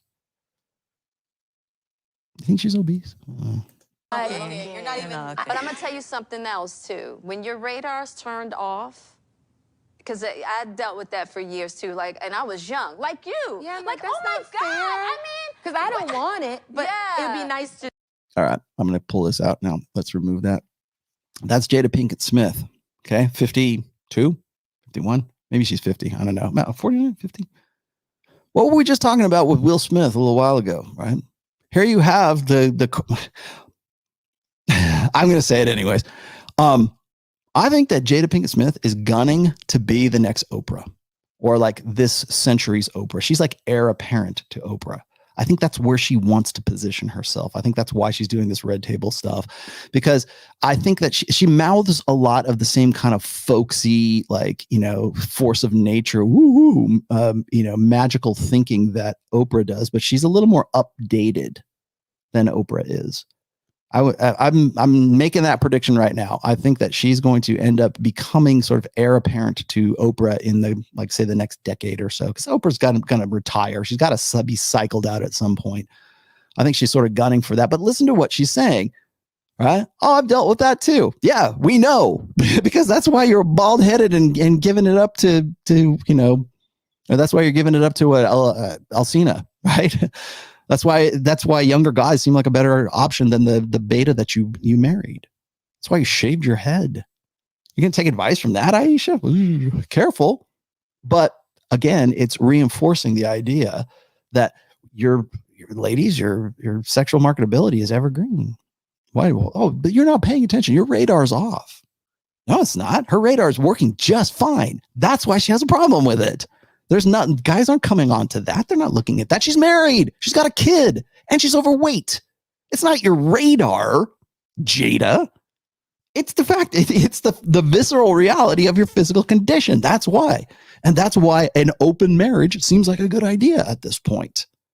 But yet we're going to still live in a gynocentric social order that's going to reinforce and egg on a woman like Ayesha to say, it's okay. Go ahead, start your Instagram. It's okay. Start an OnlyFans. It's okay. Do what's right for you, girl. Turn your radar back on. What guy is going to hit Ayesha Curry knowing that she's Ayesha Curry? Oh, we're in an open marriage. Well, let's see. You're you're Steph Curry's wife. You got kids. You're overweight and you've been on the red table talk. And you're talking about how you're in an open marriage. What guy is going to go, you know what? I think I'm going to nail Steph Curry's wife. What guy is going to do that? No one is going to do that. Steph Curry, on the other hand, can make that work because he's a high value guy. He's clearly high value. I don't know. Maybe that's just what they want to do. I don't know. I'm looking at it from a female perspective here. But that, again, it's the idea that you can live in such a way that monogamy doesn't matter. Women, was it I think it was David Buss who was saying this, or it was Steve Stewart Williams. But women tend to be more upset about sort of emotional infidelity than they are about physical infidelity. Like if a guy cheats on a woman, it's just about sex. Then it's like, did you fall in love with her? For men, it's the other way around. Did you fuck him? Yeah. Where? On the kitchen, in the bed. Where? Was it right here? Did he get you off? Blah, blah, blah. Like he wants to know all the gory details because that's what men tend to focus on, because men want to ascertain whether the next kid that pops out of her is going to be his or it's going to be whoever the guy she banged is. As I keep saying, cuckoldry needs to be redefined, not as, oh, she went and she stepped out on you, and needs to be redefined as if she's a single mommy and she expects you to pick up the tab for, another man's child. That's technically cuckoldry. Same thing. But here you have Jada Pinkett Smith giving advice to Ayesha Curry. Right. And that was before, by the way. That was prior. The reason I'm bringing it up, I put her on the thumbnails because she has just been, in the news. People keep saying, "Well, how do you know about all this stuff?" Well, it's in the news, man. It's people throw this at me all the time. And who cares? Who cares? Well, you do, apparently, because people keep giving me these stories, but she's in an open marriage. Now they've suddenly decided that they're in an open marriage. Not unlike another couple who announced that they're in an open marriage too. Who could that be? Jada Pinkett Smith and Will Smith. Imagine that. Wow. Are we seeing a trend here? Are you guys noticing this trend? Because I sure as hell am. Why is that even a good idea? Well, it's a great idea. Maybe it's a luxury belief. Thank you, Rob Henderson. Perhaps it is. I'm going to show you a little bit of data here, though, as to why I have a problem with poly, though. And I think most guys do. And most guys can't make poly work. They will never be able to make poly work. Because what happens is the person who is in a sort of poly or an open relationship, the person who is into it the most is usually the one who can exploit it the best. How do we know that? Well, let's continue. How do we know any of this is true, Rollo? Well, let's see. Is this it? That's it. Oh, no, that's not it. That's clear. Hold on a second. I got her on tap for later here. Is that it? Here we are. Thank you, Rolf. This is the one. The idea of open relationships is likely to be the most attractive to those who see themselves as having higher quality relationship options. Wow. So here's Rolf quoting a research study that was, I want to say it was in, I forget which year this was. It might have been this year. And if you want the links to these, hit me up on Twitter if you want them immediately, or else I'll end up leaving them in the description below. And let's see. Okay, we use investment model framework to examine what relationship features are associated with interest in and positive evaluations of consensual non-monogamy amongst individuals in monogamous relationships. Again, you have a monogamous relationship, and then you have the arrangement, anyways, is that if the occasion comes up, you can go bang other people. In data sets from the United States, Europe, and Korea, oddly Korea, perceptions of higher quality alternatives were consistently associated with more interest in consensual non-monogamy.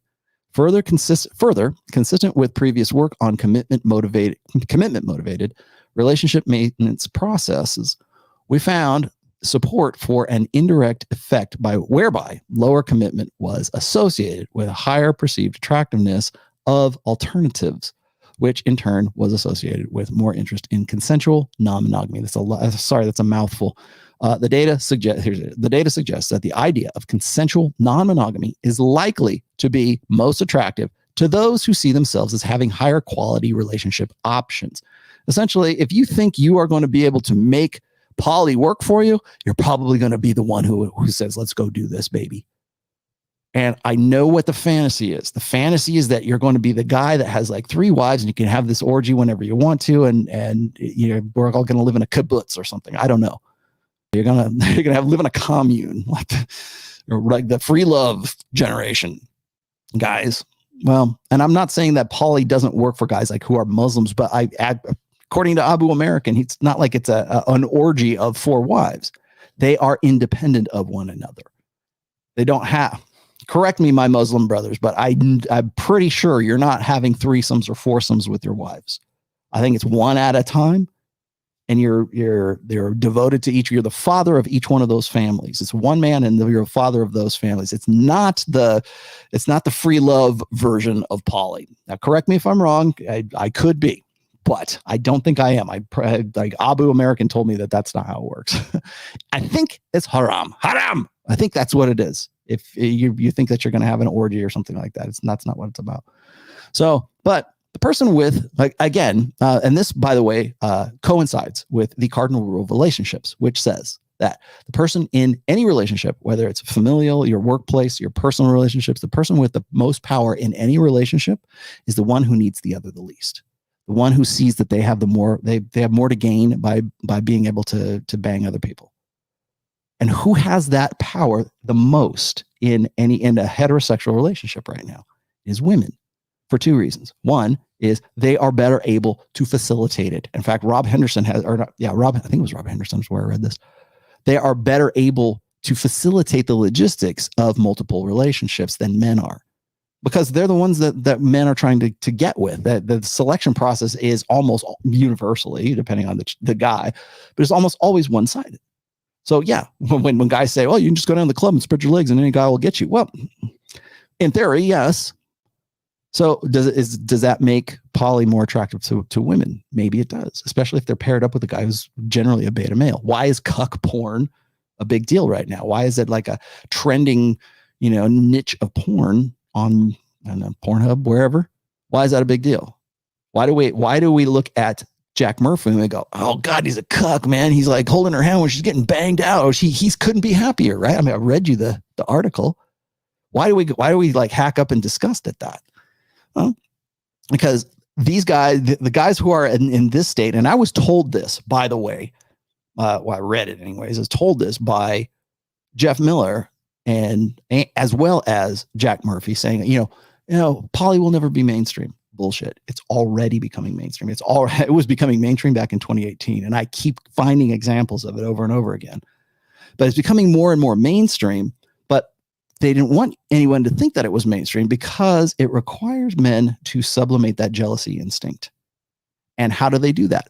They eroticize it. If you condition yourself beyond what your natural like impulses are, like your natural revulsions are, and you can find some way to sort of eroticize that, you'll do anything.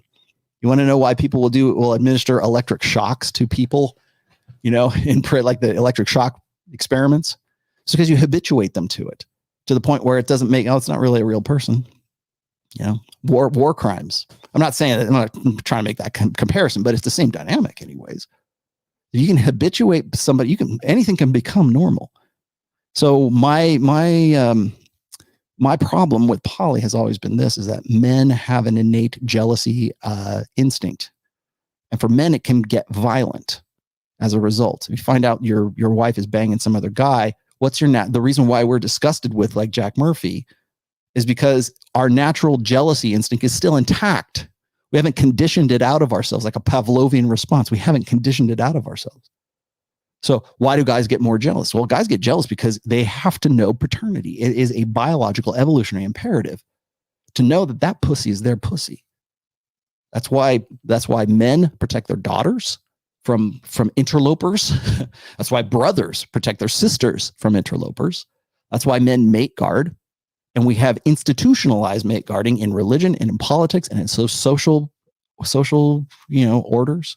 Why do we have the Scarlet Letter? Why was adultery such a big deal? Why do we, I saw this video not too long ago, and I wish I had brought it up, but why is it that we get bent out of whack when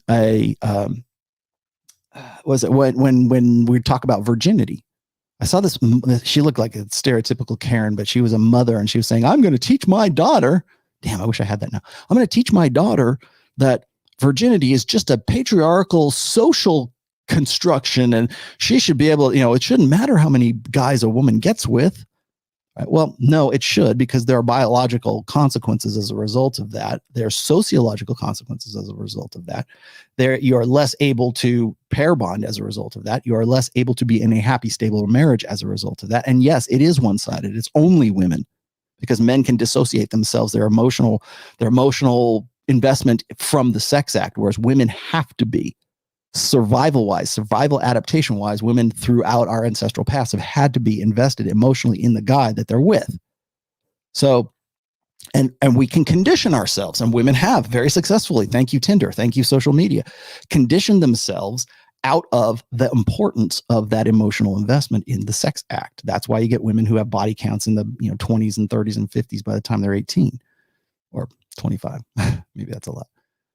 But when we don't blink an eye at that. Whereas prior to the sexual revolution, we had the Scarlet Letter. If she was an adulteress, or if she was a single mother, or if she was having sex outside of marriage, that brought shame on the family. It wasn't even a religious thing so much, which it was, but it was also a family thing. A woman having a baby out of wedlock was a scandal. But we don't have that anymore. Why? Because we've conditioned ourselves to sublimate that response. And that's the same thing that goes on with cuckolds. That's the same thing that goes on with poly.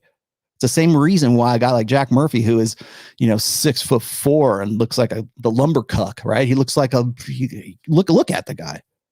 That's why that guy goes, yeah, I like it when she gets rooted or railed out. What?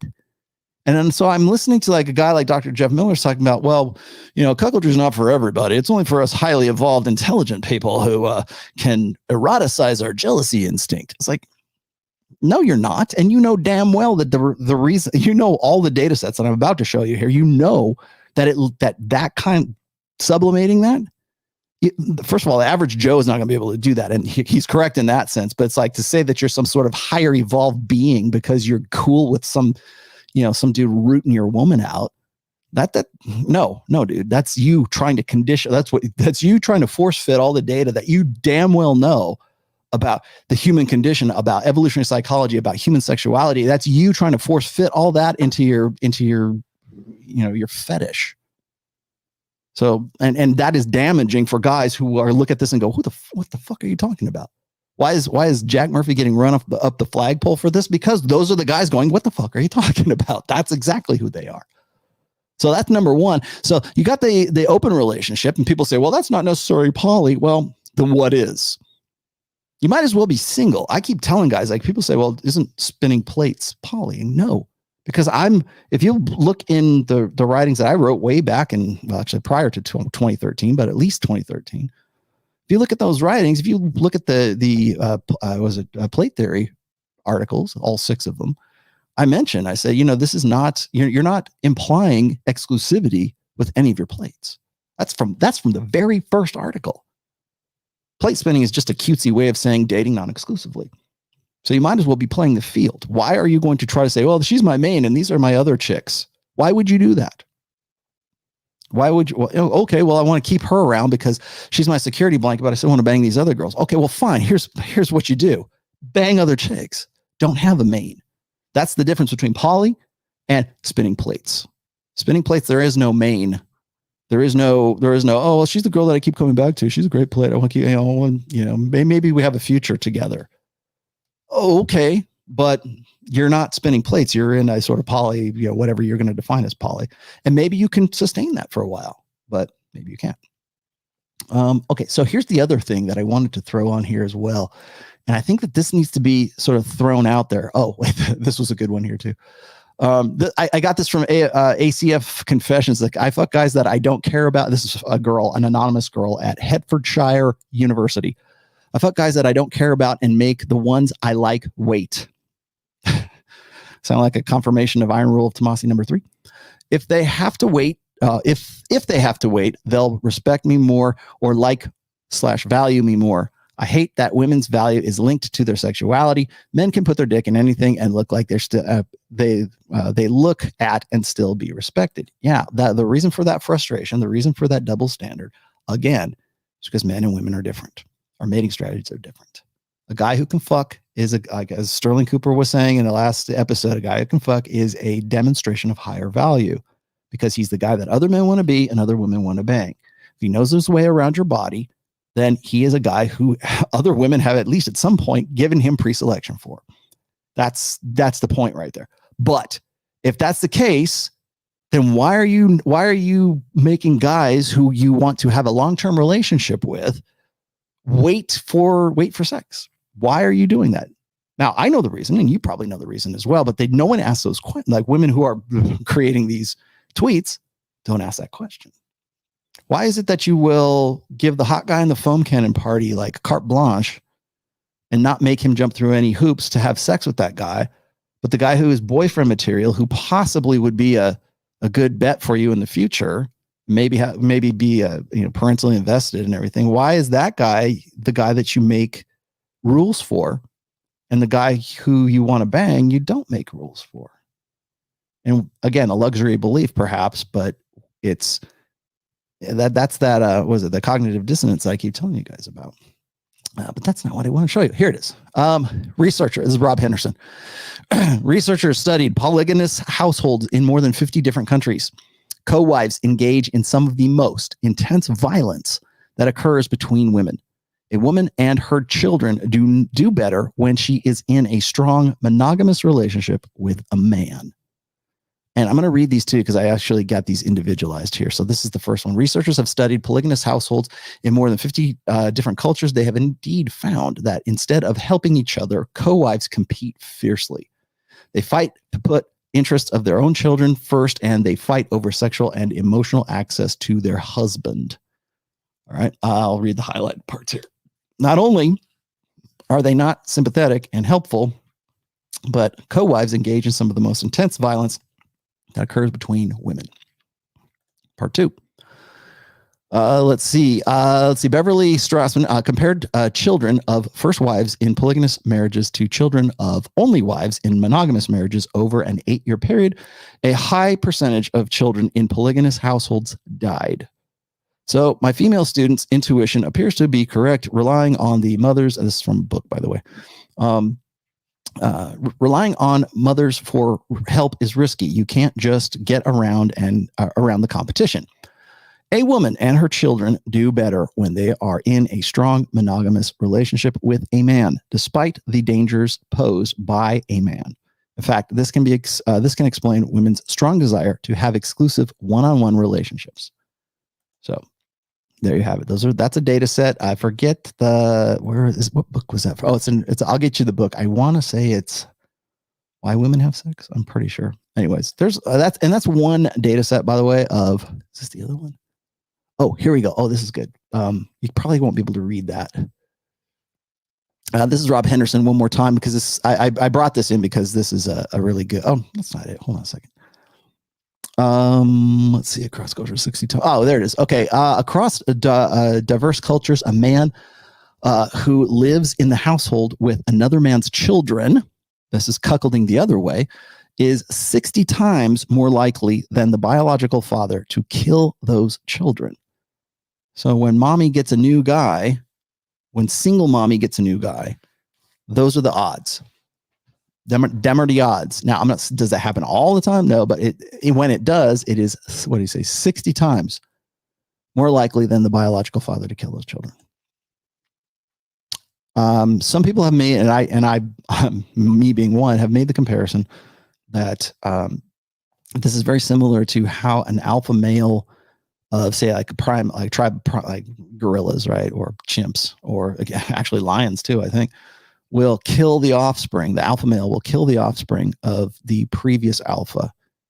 And then what that has the effect of is it sends those females into estrus, and therefore he can breed with them and start his own genetic line continues.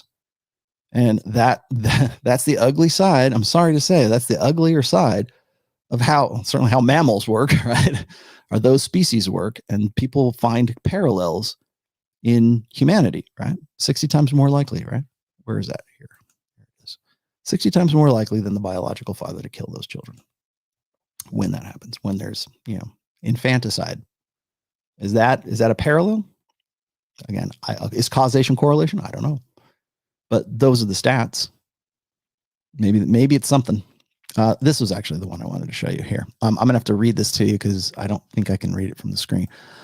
In the weirdest people in the world. By weird they mean Western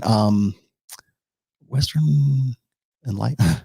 That weird, by the way, is an acronym, and I can't remember what it's for. I think it's Western educated something.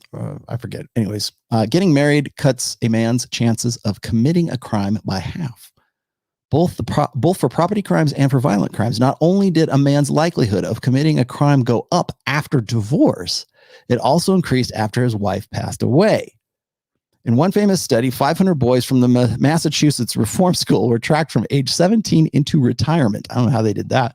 The study shows that getting married cuts a man's chances of committing a crime by half, both for property crimes and burglary, theft, and robbery, for violent crimes like assault and battery. And we've got this conveniently. Many of these guys got married and divorced multiple times over their lives, and some became widowers. Strikingly, not only did a man's likelihood of committing a crime go up after divorce when he became single again, but it also increased after his wife had passed away. So there's definitely a stabilizing effect in monogamy. Well, this is not a pitch or an endorsement of how we do marriage right now. Okay. I'm going to explain something to you here in just a moment, but monogamy has some side benefits. Let's just be honest. And also when we're looking at when a man gets married, there's also, I don't have the stats here for this, but when a man gets married, his testosterone levels decline. And when he is in a committed relationship with one woman and he's parentally invested in his kids, his testosterone is lower than it was when he was single. And if he gets divorced, when those men get divorced, the testosterone goes back up. That is a feature of human beings. That is not a bug. Well, you can't understand why. There's a reason for that. Because when your testosterone goes up, the idea is that, of course, if you are higher in T, the more attractive you're going to be. And that's across the board. Again, I'm reporting the numbers here. I'm reporting the news. But I think it's interesting that when we have a guy who is like married, the crime rates go down for those guys because maybe they have something to lose. Maybe it's a testosterone effect as well. As I said, when men are married, the testosterone level goes down. Does that predispose them to not committing violent crimes? Does that predispose them to not being, well, because clearly once they get divorced or they are widowers, it goes up. And what else goes up? Testosterone goes up. So perhaps, maybe monogamy is not such a bad idea in some ways. Or let's just say this. Maybe it is a function of keeping men and women together to parentally invest in the next generation. It's a possibility. Some things to think about. So it's not, again, when I talk about poly, people go, oh, I want to be able to bang as many girls as I want. Okay, well, fine. Do that. But understand that when you get into, or if you have a desire to be monogamous later on, and I have plenty of guys who say, hey, I just had one today. What girl should I'm 36 years old and I want to find a girl. Well, what age should I get? Well, I just told you 25 to 27, somewhere around there. Well, why do you want to? I think the better question is, why do you feel that way? Why not? Why is it that you're looking for just one girl to settle? Well, maybe there's sort of this predisposition, this proclivity to want that. How we do that, that's another issue, okay? So when people give me grief about, well, Rollo's married, how can he be talking about this stuff? Well, that I'm giving you the numbers. I'm not saying that the impulse or the instinct to want to pair with a woman is like a bad thing. Maybe it's a good thing. It's how we pair that is the bad thing. Got it? I was thinking about this. It's funny. I have time to think about things a little bit more when it's Christmas time. And it's like, I don't like Christmas. I hate to say that because I love Christmas, but I don't like Christmas. There's a lot that goes along with it. There's a lot of responsibilities. You got to get a present. You got to think about people. What does this guy want? What does that person want? What do they want from me? Oh, I got to go spend time with the kids. I got to do that. It seems like a big pain in the ass, but I like Christmas as an idea. I like Christmas a lot. I like putting lights up on my house. I do it every year, and it's a pain in the ass to do it. I don't have to do it, but I do it. I'm thinking to myself, it would be great if I could just enjoy Christmas and not have to do a damn thing, right? Maybe when I'm like an old dude, right? Maybe when I'm an old man, I can't go and put the lights up anymore. Maybe then I'll have a different opinion of it. Or when you're a kid, you're like, God damn, you love Christmas. You wait all year for Christmas, right? I can't wait for my presents under the tree. You have this whole different idea about it. And it's not that I don't like Christmas. I love Christmas. I love the idea. But it's just how we do it right now. What is Christmas? Is it about the birth of Christ? Is that what it's about? Because Christ Mass, is that what it's about? Now, but then pagans will go say, well, it's not, the Christmas tree is Odin. And I understand. Don't give me that right now. But the idea anyways, is that it's supposed to be something that's a little more sincere, a little more genuine. And what does it become? A occasion to buy stuff. Black Friday, right? It's an occasion for commercialism. It's an occasion to make people feel like it's a litmus test, right? It's like a performance test. Are you going to pass Christmas this year? Like that's what it's become. The idea of Christmas is fantastic. I love it. But how we do Christmas, I hate it. Absolutely hate it. Same thing with marriage. I love the idea of marriage. I think, and I have and this is coming from a guy that has a great marriage. How we do marriage, especially now, I can't endorse it. I can't get behind it. I can't tell you, go do this. It's the best thing you could do for yourself. I'm not going to walk, you're going to walk me into the slaughterhouse. I'm not going to walk you to the slaughterhouse. If that's the decision you want to make, at least make it from an educated perspective. That's what I'm trying to do, is give you an education. So when people talk about, an open marriage, this, open marriage, that, maybe we could, that again, that's purple pill. Like, maybe I can still bang other chicks and still be married. Like, I want to be married, blue pill, but I also want to bang other chicks, open marriage, right? You know what the combination is? Purple pill. That's what it is. So when you talk about like Jada Pinkett Smith talking about, hey, it's okay. You just need to turn your radar on. No, you don't. You need to get back with your man. You need to get yourself freaking in shape. Fuck that open marriage shit, Ayesha. Like, trim down. Get a personal trainer. You could clearly afford a personal trainer. Don't listen to this crazy bald-headed woman. Clearly, is she the best example? Is she a good example of open relationships? I don't think so.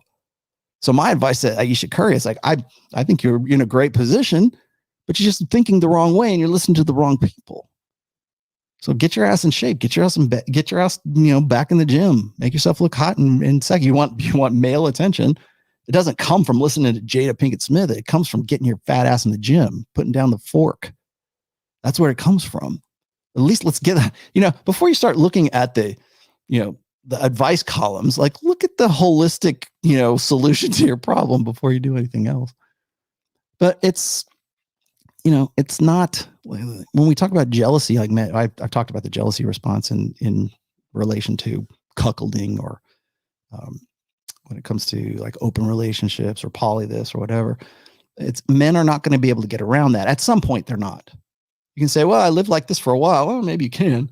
Maybe you can maybe you're evolved enough to condition yourself to get off on cuckoldry. I'm sure that happens. I have no doubt that happens. Is that the way should we?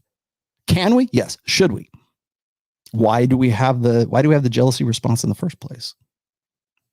Clearly our ancestors who were jealous, they went on to reproduce more than our ancestors who didn't. And I think that should be pretty much self-evident. So why is it that guys get bent out of shape when their wives or their girlfriends want to, start, want male attention? Well, let's look at this. That every few years we actually catch up and go for dinner. Why are you going for dinner? I've not been in a relationship since, if that makes sense, but we will regularly catch up because it's just nice to just see the growth kind of thing. I'm not gonna lie, if I'm seeing someone, you're not linking your ex for dinners, that's not happening. I'm sorry. What if it was just a coffee then, not dinner? Coffee, burger, chips, it's not happening. Burger, chips. Because why are you doing that for? No, do you know what it is? It's because... That's a date, basically. No, it's not a date. It is a date, though. It's a friendly date. It does sound mad, though. It does sound mad, yeah. But it's just, I don't know, maybe I just have a hard time letting go. I just think it's just nice. Like, if you shared something with someone... You guys catch that? Maybe I just have a hard time letting go. I'm sure you do. Like, once I'm done with someone, I'm done. Like, I will never sleep with you again. I will never text you a flirty way. Like, I'm very much done. So I guess for me, pardon my incredulity, but I don't think that's the case. She just said, maybe I'm not over him, but once I'm done with him, I'm done with him. Well, what is it? What is it? Because it's not one or the other. What is it going to be? I'm so cut off that I can actually go for dinner with my ex and not feel away. Like, I would not even be attracted to him. Like, it's actually mad how disconnected I can be. So would that still be an issue? Do you know what? I'm gonna be real with you right now, yeah? I hear you, but what it is, yeah, when it comes to like relationships, yeah, it's about how would your partner feel about things, innit? And certain things you got to sacrifice for that. So even though man, no, you're gonna be good, you're not even attracted to them, but you genuinely want to see if they're good. If that's gonna make your partner feel a certain way or not feel comfortable with it, what's more important to you? Like your partner you're trying to grow a future with, or you just trying to make sure your ex is good? No, of course, you're man. So exactly, so certain things you got to sacrifice. Like something like that, like you probably wouldn't want your guy to link with his ex for dinner. Are you cool with that? No, I'm very laid back, but at the same time, I'm not an idiot. You know, so it depends on the Chicks person, think the other guys vibe, be idiots. the woman, like the ex. So a lot that goes into it. Do you know what I'm trying to say? Yeah. Unless me and your ex is best friends, which is probably not gonna be happening, then no, I feel like it's unnecessary. I feel like if you want to check each other, you can. Even the messages might let that slide, but going out to actually link them and spend time with them, it's gonna cause deeper issues that don't need to be. You know what I'm saying? Yeah. Oh boy, that was a really good one. Like that. Where do you find these, Rollo? I don't. You guys find them for me. Yes. Would you be cool with that? Are you cool with your girlfriend? You know, every once in a while, I get back with my ex and we go and have coffee. Sure, you do. You're goddamn right. Yeah, no, you don't. You don't do that. That's the definition of an alpha widow, by the way. Is, oh well, you know, we just catch up and want to see how things are going and progressing. No, you don't. That's hey, are you single? Yeah, I'm single too. We're now 30 and you seem like the best thing I had going for me at the time. So let's get back together. Oh, but once I'm done with them, I'm done with them. No, you're not. You're most definitely not done with them. There is a need, I think. And this is we're hitting the home stretch here, ladies and gentlemen. There's a need for attention. Women have a deep-seated need for attention. It is what I've called the coin of the realm in girl world. It's how women sort of establish competency, but also dominance over other women, as well as it is a reminder of what of their value. You want to know why we have a society that's sort of built around the idea that women's sexual agency can be evergreen. That's why. It's because, you've got women who want to be able to go back in time. They want to be able to say, you know what, I made the wrong decision. Why is it? It's like, I hate to bring up abortion again, but that's, it's a fail-safe against bad reproductive choices. That's the function of abortion. Okay. What's the function of Ayesha Curry feeling like she's not getting male attention at, 32? I think she's at least 30. She might be old. I think she's older than that. I think she's 32. Why is it that she's got Steph Curry, for crying out loud? She's got his babies, same thing with like Jada Pinkett Smith. She's with Will Smith, right? He should be the guy that she wants to be with. Look at him. He's a successful actor. He's been in good shape. Is very beta male up here. He's very, very wokesy, but he's definitely a beta. Still very beta. People will say, oh, he's alpha. No, well, he's his thinking, especially when it comes to women and how he's running his house. Look at his house. Look at the fruits of, by their fruits you shall know them. Well, what are his fruits? An open marriage? Willow Smith, right? Those are the fruits. That's success. That's a good thing. We're going to hold that up as sort of like the example to live up to. Jada Pinkett Smith is going to tell Ayesha Curry that she needs to turn her radar back on. That's good. So why get married, ladies? Why even bother getting married if that's the case? We always talk. I think we ask the wrong questions here. We ask guys like MGTOWs and Black Pill that never get married, never. Just exit the game. Okay, why don't we tell the same thing to women? Why don't we tell them that as well? Why is there not a push to say, clearly you're not going to be happy even with a guy like Steph Curry. So why get married? I mean, obviously there's the resource transfer, but why? What makes it attractive? If women honestly, sincerely, genuinely believe that their sexual market value, their sexual agency is evergreen, why get married? Why even have the desire to get married? Why is it that Jada Pinkett Smith says, you know what, turn your radar back on? And again, I get it. She's a celebrity. Yes, I get it. It's that type of woman. She's not a quality woman. Okay, fine. But by order of degree, I don't care what subculture you're in, what ethnicity you're in. I don't care what country you're in. By order of degree, you're getting more and more of this, what I called the fempowerment narrative for a very long time. And that's where it goes. So what's the point? If you can't trust men and you don't need men, you want men, but you don't need men. Why bother? Why even get married? It's not men who are on strike. It's women who are on strike as well. So maybe Matt Walsh and Ruslan, maybe you guys need to look at why it is that women don't want to get married. Why is it that women want to get married, even though it's not clearly none of them are happy? They don't want to be in those situations. Or if they're happy now, they won't be later. They'll want to turn their radar on back, even Ayesha Curry. Why are we saying, why, ladies, why is it that you want to get married if you still want to be in an equal partnership? Maybe that's even a better question. Should it be an equal partnership? I don't think so. I think it goes against everything that human beings really are, but that's for another show. Actually, I've done that show already. But why is it that women, even after they have more or less a really great relationship with a celebrity, an athlete, an actor, whatever, why is it that even still that's not enough? I got to be in an open relationship. Jada, Ayesha. It's still not enough. And of course, the MGTOW side is going to go, well, it's hypergamy. You'll never make it work. Yeah, but it's women who are agreeing to it. Why, if we're going to, hold men's feet to the fire, why are we not holding women's feet to the fire? Should women not be, should we go back to the Scarlet Letter? I don't know. Pedro, vote for Pedro. I'm a guy that prefers one woman. I used to be slightly alpha and sleep around when I was younger. Is that weird for a guy? I think I am naturally loyal, or is that just beta? It is most likely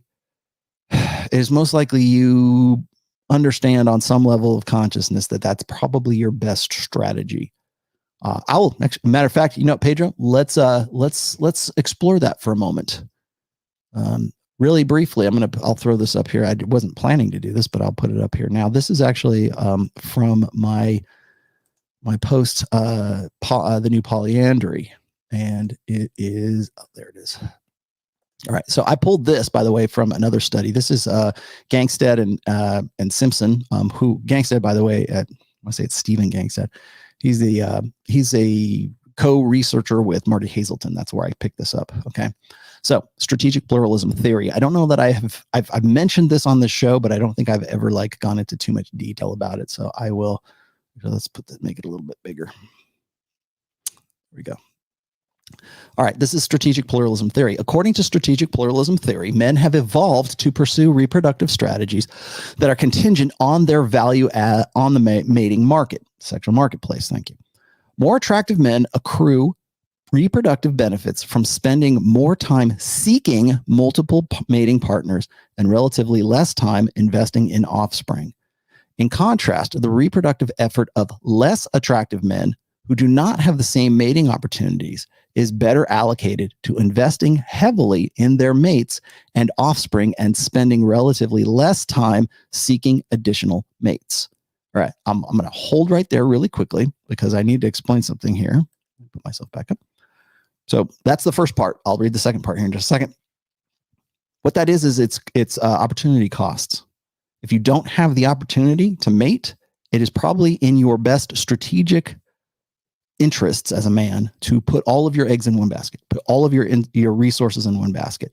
This is why, and what did we say before? Most men are beta. Most men are the 80%ers, the guys that women do not find attractive and have to find an end run around that. They have to find some. They can't be the 20% that the hot guy in the foam cannon party.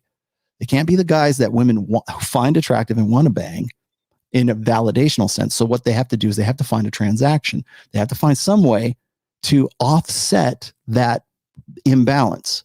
And usually that means they're not going to get with the girls that they want to get with at, say, 23 years old. They're going to have to wait until those women are more necessitous than they are when they were 23, say at 29 to 31 years old, right in the epiphany phase, as I keep saying.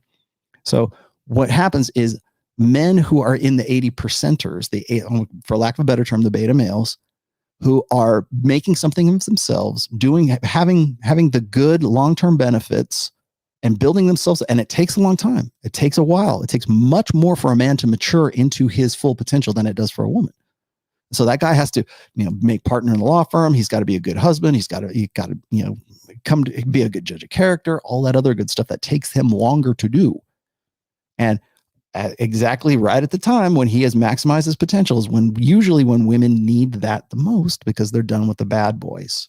They're done with the guys that now they can't get with the attention of alpha males isn't as forthcoming at 30 as it was when they were 23. Again, why does Ayesha Curry want to have that attention? Why does Jada Pinkett Smith at almost 50 want that attention? And why does Ciara Wilson, singer slash wife of Russell Wilson, quarterback of the Seattle Seahawks. Why is it that she wants that attention as well? Talk about that in a minute. But guys whether they believe themselves to be beta males or whether they actually are beta males, maybe they have been conditioned to think that, oh, okay, well, I've got to put all my eggs in one basket and I'm a one woman man. Maybe that is a mating strategy. I would say that it is. It's been proposed here as a strategic pluralism theory. Men who can get with multiple women are going to do that. Those are the naturals, right? They're naturally poly. They're high value. They can afford to cheat. They can afford to have many women. They can flew out, right? Those are the guys who can do that naturally, innately, or by whatever turn of fate. That's what they're able to do. Most men, that's not most men. That's the 80% of guys who don't have that opportunity. They've got to find another mating strategy. And so this is it. Put all of their investment and all of their resources in one woman. That's how you get the sniper mentality. That's how you get the soulmate. That's how you get one-itis. Put all of your energy and all of your resources into one woman. Okay, continuing. So the second part of this, from a woman's perspective, the ideal is to attract a partner who confers both long-term investment benefits and genetic benefits. Not all women, however, will be able to attract long-term, investing mates who also display heritable fitness cues, meaning alpha fucks, beta bucks.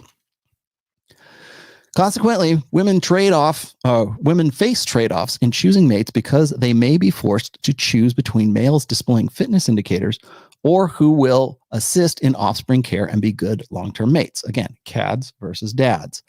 The most straightforward prediction follows is that women seeking short-term mates when the man is only contributing to the offspring is genetic, his only contribution is genetic, women prefer muscularity more than women seeking long-term mates. Okay, that was actually from an article / research paper called "Why Is Muscularity Sexy?" and that was actually by Marty Hazelton. There we go. All right, so now you have caught up on strategic pluralism theory. So what's the plan for guys who are in the 80th percentile? They've got to find an end run. They've got to find some way to compensate for the fact that they're not in the 20%. How do they do that? Well, we get creative. We try to find novel ways to make ourselves more valuable because we can't be selected based on just arousal. And consequently, we see now that the average age of first marriage, at least in the United States, is 29 for men and 28 and a half for women. Right at the time when we see this. Okay. Now, if you'll notice, this is a little bit different than the graph that I showed you at the beginning of the show. Okay. It's the same thing, same graph, but I've added some arrows here. And I've focused in on a few things. Okay. So when you look at that bottom part, that little valley in between those two peaks there, that's the comparative SMV value.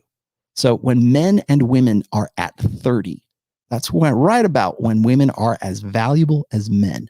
And men are right on pretty much on their ascent to as valuable as their potential will allow them to be, right around 30. I peg it at 36. Some people say it's later, but right about that. So peak SMV for men, I peg it at about 36, 38, somewhere around there. For women, it's about 23. But the comparison, the peak span between those peaks is only about 15 to 16 years. So in between that time is a very vital time. It's a very important time for women and for men as well, because men need to become aware right in that 30. Like what women are hoping is that you're going to be ignorant during your comparative SMV years, during the peak span years. So if you look at the first age of marriage, like 29 for men, right? It's right almost about 30. You're still ignorant of the fact that, hey, maybe you're going to be more valuable when you get to be 36, or you have the potential, if you maximize your potential, to have more sexual selectivity. Women don't want you to know that because they're already on their decline right around 29 to 31, which is the epiphany phase. So if you look at comparative values, now again, the reason I put this other arrow at the top there is because those two peaks right there those are mutually exclusive. And I put that there for a reason. They're mutually exclusive because too many people think that 36-year-olds are just going to get with 23-year-olds as much as they would probably like to. Unlikely, but they still find them attractive at all ages. So I put that in there because those peaks right there need to be considered, because and I know that this is why Myron keeps saying this, is a woman who is at 23 years old is, I think, like in sexual market value terms, is as valuable as a man who has maximized his potential at 36 years old. That's why those are there. And he said, I think he's brought this up a few times. This is in, I believe it's in Preventive Medicine. I think I wrote that. So there is those, it's not that 23-year-olds want to get with 36-year-olds or 36-year-olds want to get 23-year-olds. It's that that's the comparative value of those particular ages, assuming you've made the most of your potential. Ladies, you stayed hot, sexy, you're not a single mom. You can perpetuate that a lot longer by choices that you make. Men, you can become more and you can increase that value more according to the choices and according to the mindsets that you have when you're maximizing that potential. Do you want to be at your highest potential? I suggest you make good choices. Ladies, do you want to be at your highest potential? Please make good choices. All right, so that's that. Now, why? But why? Why is it that women want that attention? They've already consolidated. They're like Ayesha Curry, 32. She did quite well for herself. She looked good. She was good enough to get Steph Curry. She worked on it. She got it going, and there you go. Same thing with Ciara, man. I've used Ciara as an example before. She's holier than thou, baby. Both Ciara and Russell Wilson are they're outspoken evangelical Christians. Are they Jehovah's Witness? I don't know. I kind of tongue in cheek did a show about the Ciara prayer because women look again to someone like Ciara as a role model, as a guide to how do I get a man? I can't find any attractive men. I can't find any good guys. What happened to all the good guys? Oh, let's ask Ciara. Well, I had the Ciara prayer, right? That was I think it was 3 or 4 episodes ago. That was on the roommates read that. And it was very self-evincing for like, oh, here's I'm going to pray to the Lord, and I'm going to, it's all about me and non-judgmental and blah, blah, blah. It's very, I would be surprised if Ciara does not know Jada Pinkett Smith, because a lot of the same language comes out of her that comes out of Jada. But let's catch up a little bit with Ciara these days. Yeah, my baby, my Valentine. Yeah, now you make you a temperature difference. If you leave me a good time, I swear you are like the oxygen I need to survive. I'll be honest. Love it, the thought in me. I am so obsessed. I want to chop your heart. Never did it back at this feel. Open up, make us feel. Yeah, my love, one thing. Make a bad man feel. Yep, there's Ciara. What, 36? I think she's got 2 babies now. Right? I think she's doing that for. You think that made Instagram because she wanted to keep it private between her and Russell Wilson? No, actually, not. when that video came out, that was I don't say it's a scandal, not really a scandal, but it was interesting when you contrast that with the Ciara prayer. It's interesting when you contrast the reason why I brought up all 3 of these women, Ayesha Curry, Ciara, and Jada Pinkett Smith, is because they're all the same girl. They are literally all the same woman. They all have consolidated on guys who are very high value men. Russell Wilson, inarguably high value, certainly a Hall of Fame, soon to be a Hall of Fame quarterback. Will Smith, I think that's pretty much self-evident. And then Steph Curry, also, God tier athlete. I still want men to look at me. Here's my hoop earrings.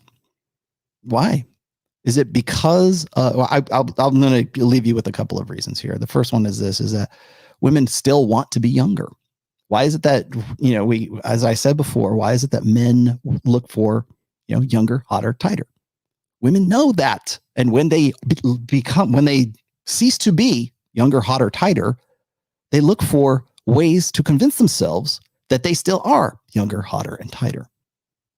Even when they have consolidated on a high value guy, they still want their radars on, right, Jada? They still want men to pay attention to them. They still want to feel sexy. Now, I'm 53 years old. People have run me up the flagpole for wearing t-shirts like my Randall Amplifiers t-shirt or my Lamb of God t-shirt. When is he going to grow up? Why does he have a ponytail? Blah, blah, blah. Nobody says jack shit about that kind of stuff to women. Oh, you go, girl. You're not old. You go. You're just as sexy as you used to be. Nobody does that. In fact, if anything, if you were to say something like, oh, was it Paulina Porsakova, who used to be married to Rico Kasich from the Cars, right? She used to be a centerfold. And of course, the first thing she does, I mean, I'm almost within like the first like 3 to 6 months, is she takes her clothes off and gets on Instagram and puts herself back on the sexual marketplace. And you know what? We go, yay! You're still sexy at any age. You're sexy at any weight, Ayesha. You're sexy whether you're a mom or you're not. There's no judgment and there's no standard and there's no criteria for what makes you sexy because we say so. But Rollo has a ponytail. He's trying to recapture his teenage boy. He looks like he's 14. Fuck you. Do whatever the fuck I want to do.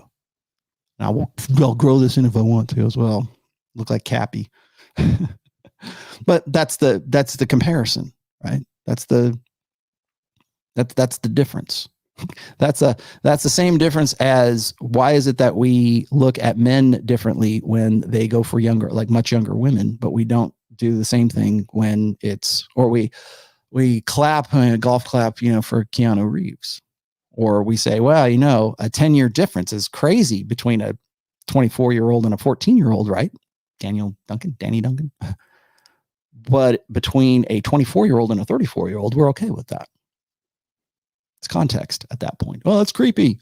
Rollo's getting with Torsia. I can't believe it. No, I'm not. But I love that. I love it when you think so. I love that. Absolutely love that.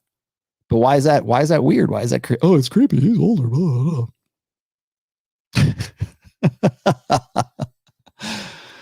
But it's not, but we don't go, oh yeah, Rollo, he still got it. Nobody says that. No, it's creepy. It's creepy for guys, but it's not creepy for girls because we want to pretend that women's sexual agency is evergreen. And why is that? Because women's primary source of power, their only form of agency is their sexuality. Again, coming all the way back around to that. Okay, well, if that's the case, how do we make that agency evergreen? How do we make that agency imperishable? Well, you're 70 years old. That's okay. You're sexy at any age.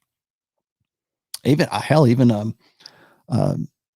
was it Robert Kiyosaki? Kim Kiyosaki, 64 years old. She still looks good for 64 years old. But you're still looking at that, going, oh well, age wise, she still got it. She's still powerful. She can still get a guy. I don't know how old, but she can still get a guy, right? I don't know. Who cares? It doesn't matter whether that's true or it's not. The perception is that she should be. In a gynocentric social order, that's how we sustain women's power. We keep them in this idealized state of it doesn't matter if you're Ayesha Curry, you can still live in an open relationship and get with other guys. You have, in spades, made all the requirements for the beta buck side of hypergamy, but that's not enough. I still want to, even though you have Steph Curry, you still want to get with other guys. You still want that attention. Jada Pinkett Smith with Will Smith still wants that attention. And clearly, Ciara, after all the religious hogwash, still wants that attention. Here I am topless, twerking. Oh, it's all for Russell. I don't think so. Not with that bottle of rum sitting on top of your head. It's not. So, and it's never been easier. And I think a lot of people want to say, well, it's because of the times.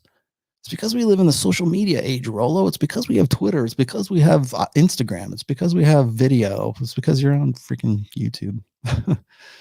And you can make a case for that, I'm sure. But I would say, is it that the media, is it that our accessibility, is it that social media has turned women into this? Or is this what women have always been, but they didn't have the opportunity, or they didn't have the platform, or they didn't have social media? And they certainly didn't live in a social condition where they could do this thing, where they could actually be what they really are. That's the real question there. And I would argue the latter. I would argue the latter. And when people want to say, well, you got to get your woman in pocket. Yeah. How are you going to do that? How are you going to if Steph Curry can't get Ayesha Curry in pocket, how are you going to do that? Will Smith, Russell Wilson. The only way you get a woman in pocket starts right here.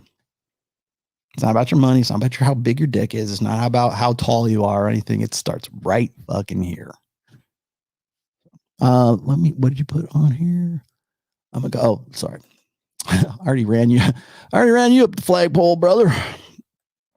Let's keep going. No. Who did I miss? I think I missed a few people here. He didn't look at my tweet. He didn't look at my super. I'm sorry if I missed your super. They have been flying by. You know what's interesting is like sometimes the chat will be like, 1,600 is a pretty good show for me. It's when I get up to like the 3,000s, that's when I know it's really crazy. But sometimes you have enough people in there to get really chatty. And so the chat like blows by and I can't keep up with it. I'm a one-man show here. This is a one-man operation, in case you were wondering. Sexy grandma. Yeah, you're right. Okay. Well, let's just go back the other way then. MC Hammer. Guilty. There you go. Just for that name. I'm your age. Been picking up your books and content for a year. At what age are women so broken that they aren't worth spinning or gaming? Always default to game. Whether or not they are worth spinning, that's a different story, but always default to game. With anyone, even women that you're not going to get with, you always default to game. That is just a good rule of thumb. Second of all is at what age? I don't know. You're my age.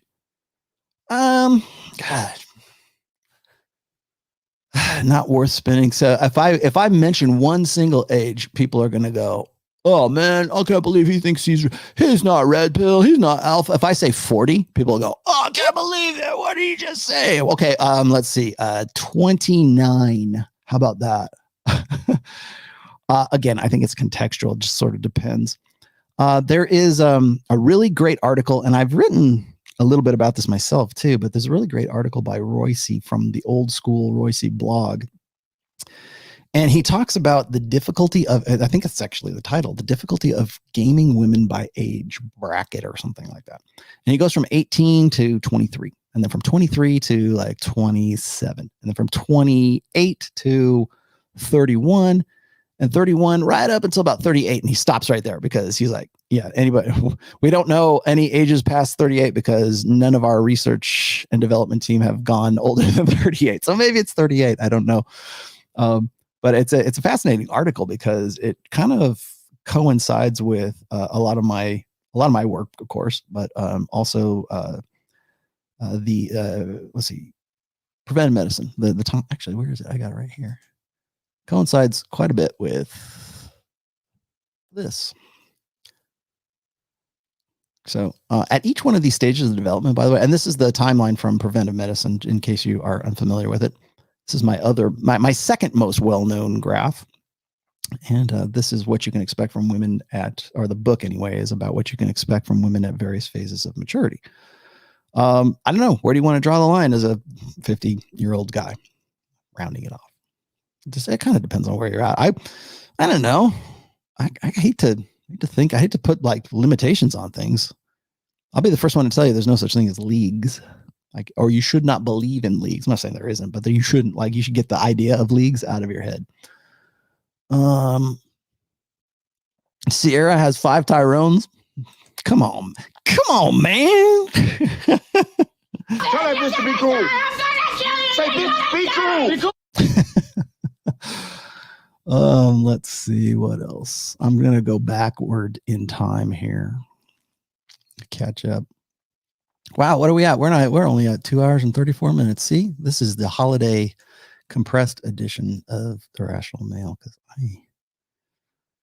Yes, actually, that's the amp that I have, my friend. I have the Scott Ian Ultimate Rectifier, which is essentially the Satan amp with his name on it. And don't let that fool you. It's just a badass amp. All right. I'm not going to be able to catch up to these. So I think what I'm going to do is I am going to go over to here and look at all the ones that my good friend Sambata has saved for me. Pedro Katz. Okay. I got to you. Michael Peck says, I'm 36. My girlfriend is 24. I get nods of approval from guys and underhanded compliments from women. Of course you do. Is there a biological reason why women women gate setting, men with younger women. Sorry if already answered. No. Okay, so let me give you a quick story time. Not with me, but a friend of mine. Actually, a guy who sent me this. He was in an email recently. Well, this year, anyways. Hit me up. He said, "Hey, Rollo, I'm 38 years old or whatever, 36 years old, and all of my friends who are the same age, like from my high school or whatever, and my sort of my peer group, they're married and they have wives and everything, but I'm not.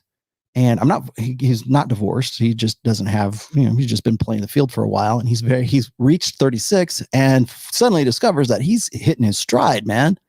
And and as you were saying, not unlike yourself, he had a girlfriend who was 24 years old or thereabouts, like mid 20s, and it was got a lot of sort of sexual attention from other women as well, but had a girlfriend who was at least half his age, if not like 12 years younger, and got disinvited or uninvited from like family gatherings or like group gatherings because the women who were married to his best friends didn't want him around. Because he was bringing his young chippy to the picnics, right? To, I don't know, play cornhole, go drink it. I don't know, but they are the obvious reason, of course, is that the women who have consolidated on those guys don't want their men to get any bright ideas. They don't want to lose out on their investment. That's opportunity cost, by the way. They found guys who, right around 30, were stupid enough and game unaware enough to say, yeah, it sounds like a good idea. Let's get married, right? And so they're with those guys, and now those guys most likely are getting to the point where they would have a quote unquote midlife crisis. Usually that's like 40 years old, but I think right around 36 to about 40 in that time frame is when guys begin to realize, oh shit, my life that could have been. If I hadn't made those decisions, if I had read Rollo's book, I wouldn't have made those decisions. If I had only realized how much sexual selectivity I would have at 36, I wouldn't be in this right now. And most guys don't like that. They will come up with like rationales, and they'll fall back on religion, or they'll fall back on like morals, or they'll fall back on like, oh, here's what men should do, right? You, Mr. 36-year-old dating the 24-year-old, you are infantile, and you're afraid of a strong, independent woman, and that's where you get that. Those shaming tactics aren't because, like, there's a function to female social conventions that shame men. Like age appropriateness is a fantastic observation of this. The reason why women want men to think, like men of that prime, selectivity age. They want that demographic of men to feel bad for dating a 24-year-old. It's because it knocks them out of the market. They're 30 some odd years old. They're exiting the sexual marketplace. That 23, 24-year-old girl, as we saw in the data sets, is at her prime, and he's at his prime. Why wouldn't he want to get with her? Why wouldn't he want to get with a 26-year-old? It's not about like baggage or single momminess at that point. Again, it is. But what brings the boys to the yard isn't single mommy, or it isn't like, it isn't like how well employed you are, ladies. It's not about your professionality. Do you have big tits and a nice ass and blue hair and long hair and feminine, and do you suck a mean dick? That's pretty much those are the requirements. Women have, and women don't realize this, but ladies, men don't have the same prerequisites that you do for a relationship or for sexual access. For men, there's only two line items. For you, there's 400. Those line items for guys must be hot, must be available. That's it. And everything else after that, man, well, we'll see what happens. That works. But to get your foot in the door, ladies, hot and available. And you know what? You know this. That's why you go shop at Forever 21. That's why you put on makeup. That's why you get boob jobs. That's why you get Brazilian butt lifts. That's why you're in the gym. That's why you got a personal trainer. That's why Ayesha Curry still wants male attention. That's why Jada Pinkett Smith is saying, turn your radar on. That's why Ciara is still twerking, with a bottle of rum on her head. It's all, damn well what I'm talking about. Because if it was something different, you wouldn't be where you're at. You wouldn't be in the news. It wouldn't be on Instagram. You wouldn't be advertising your sexuality if it were anything different. You know damn well those are the two criteria. that get your foot through the door. But we can't even give that to guys. You can't even have that as a man in a gynocentric social order. How dare you? How dare you? I don't have it loaded up, do I? How dare you? God damn it. I lost the moment. Sorry, my bad. How dare you? The most important part of timing is comedy. Oh, wait.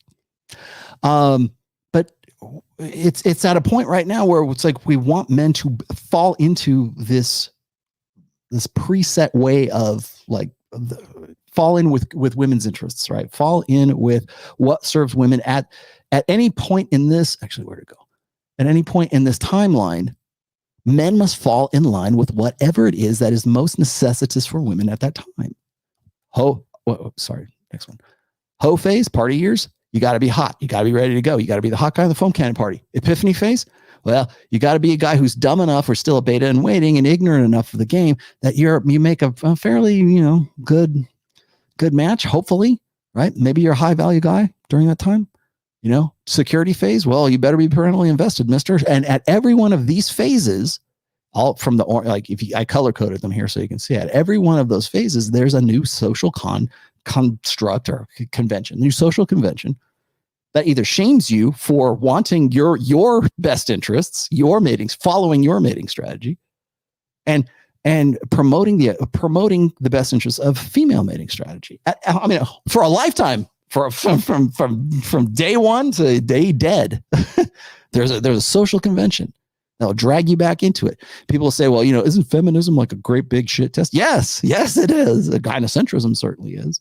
The guys who stand out are the guys who say, you know what? Fuck this. And that's not an endorsement of MGTOW and Black Pill. That is, I see the game and I'm going to use it and I'm going to leverage it to my benefits. I'm going to be my mental point of origin. It's about me now. It's my frame that you're coming into. And even then, you still got to be on top of your game if that's the game you're going to play. So yeah. So is it a biological thing? Absolutely it is. Women understand that they don't want to lose that investment. They put a lot of money, at least they believe they have put a lot of energy into, getting a high value guy, and they got to retain that guy. You want to know why women get upset about infidelity when it has to do with emotional infidelity is more painful for women than just the sex part. Because women understand that for men can dissociate themselves from the emotional investment that they have with sex. So for guys who are, jerking off to porn, it's just porn. It's just a pulsating gland, right? That's all it is. I don't fall in love with every chick I jerk off to on porn. So what difference does it make, right? But guys don't understand that. But for women, it's the emotional investment. Are you in love with her? Am I going to lose my investment is really what that question for that, the functionality of that is, am I going to lose my investment? Are you now going to abandon me and our children because you're in love with this chick? Like, you can fuck that chick, but don't fall in love with the girl. Come home to me.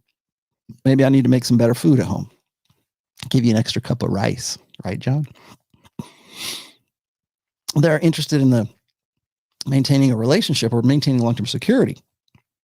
That's why certain cultures will even what is it? I hope I'm saying this right, but probably I think it's Japanese culture.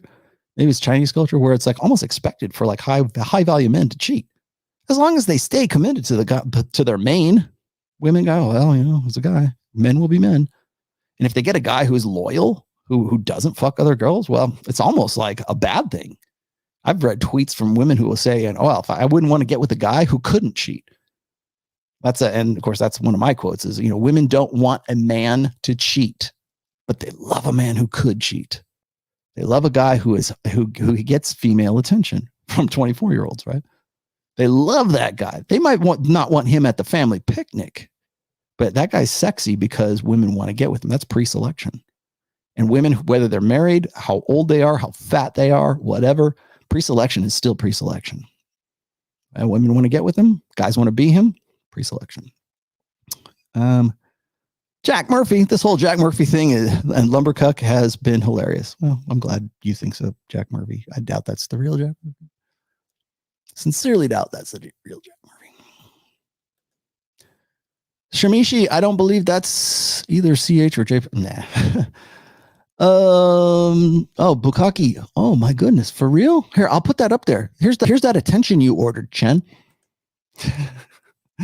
And now kindly go fuck off. Wait, here you go. Bye, Felicia. That's for you, Chen. You're welcome. Yep, you're out. All right, my friends. Let me go back up here a little bit more. Let's go up. You know what? I'm just gonna go this way.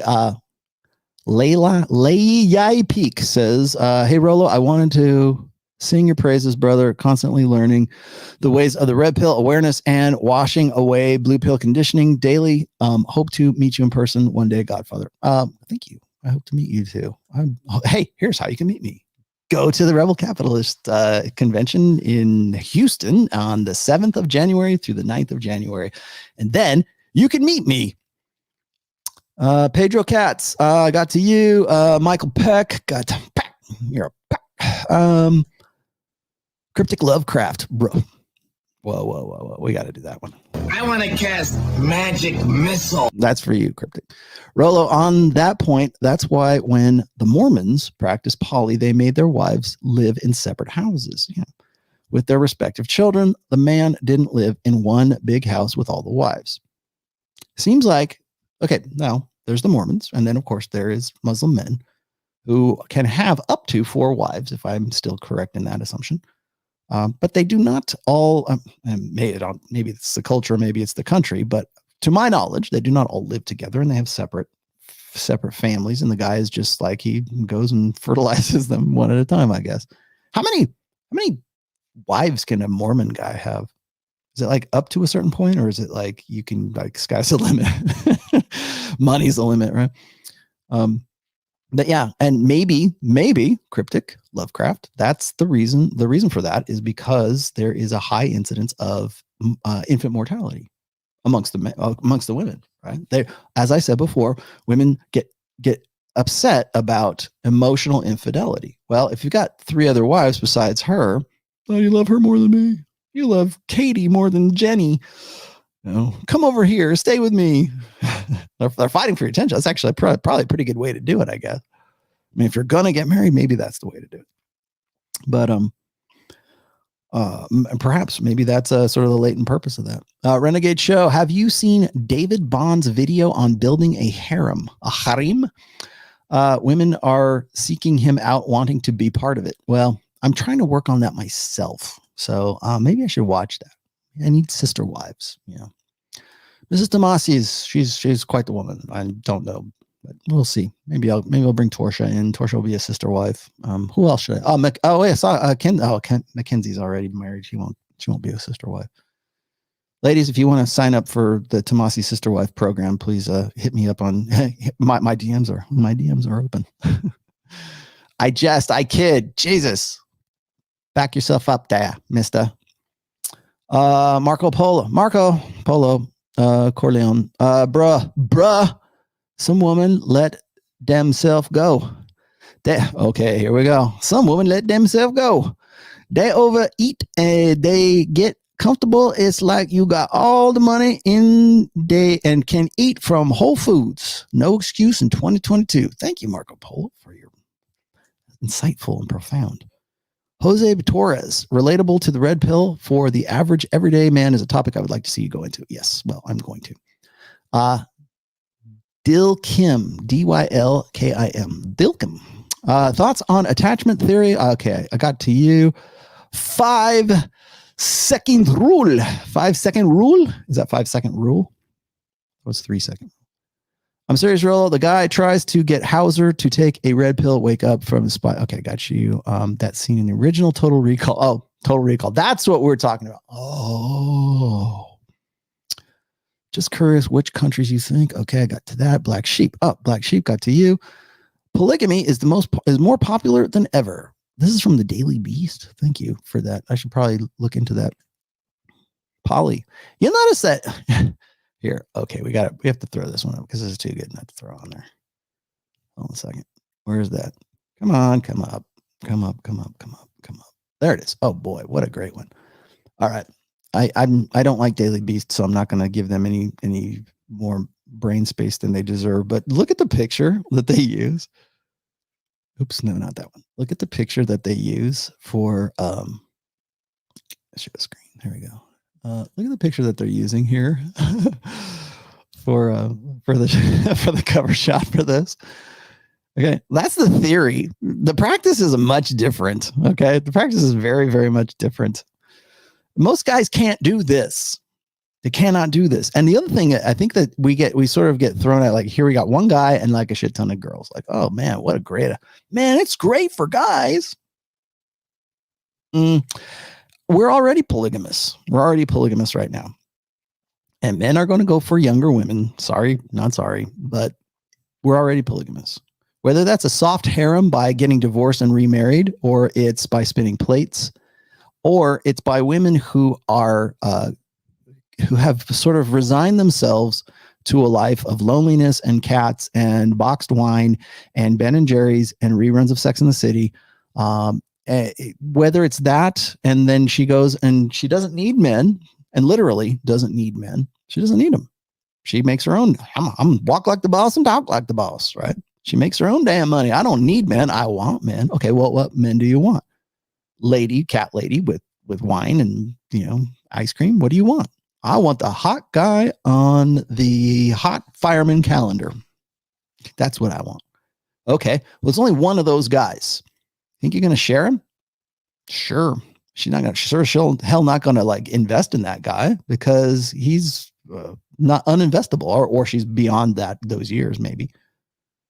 But I think what we need to focus on right now, especially like, okay, if you're Tradcon, if you're Matt Walsh, if you're like, certainly if you're Tim Pool, if you are the roommates and you have sort of this moralistic sense of, oh, well, the red pill's wrong because of God. If you're, even if you're Louder with Crowder and you want to dip your feet in the red pill pool, you need to look at how women are choosing men, not how men are choosing women. Now stop looking at Tinder and saying, oh, well, men are just swiping left and it's all about visceral sex and just about image and looking at them. And it's about how your appearance, which is true. If you're talking about the women who are primarily the ones doing the selecting on those apps. Yeah, absolutely. But we don't talk about that. We don't want to talk about that. So when you look at a picture like, oh God, now I'm going to put it back up again. When you look at this picture, come here. See this? Here's the joke, or here's the reality of this picture. We laugh at this. Oh, haha, look, a guy gets a lot of girls, right? Not because he wants them. It's because they're sharing him, because they have to share that guy. All these girls, they're I'm going to quote Pook. Here's a Pook quote for you. Women would rather share a successful alpha than be saddled with a faithful beta. And in 2022, they don't have to. They don't have to be settled with they hate beta males. How do we know this? Women hate beta males, the 80%ers. They hate that. Literally. I'm not exaggerating here. Women hate beta males so intensely that they will go to 4 to 8 years of a college, take out hundreds of thousands of dollars, or at least $100,000. That was certainly tens of thousands of dollars to get a useless degree, to get into a workforce that is a soul crushing job, and to have some sense of independence so they don't have to get with that guy. So they don't have to rely on any man. You will see this. Watch for this. Put your red pill lenses on, gentlemen and ladies. Put your red pill lenses on. Watch any Netflix show, any Netflix series. Watch any popular television show. Watch any popular media. Watch any movie. Watch any Marvel movie. Right? I don't care what the genre is. The message is the same. Women cannot depend on men. So what can they do? Well, we've got to make up for ourselves. We don't want to have to be forced into a prearranged marriage. Women like that because you know why? Because it removes hypergamous choice from women. It removes sexual selection. And there's nothing that is more existentially terrifying for women than to be forced to have a child of a man that she does not choose. That's why prearranged marriages are absolutely horrifying today.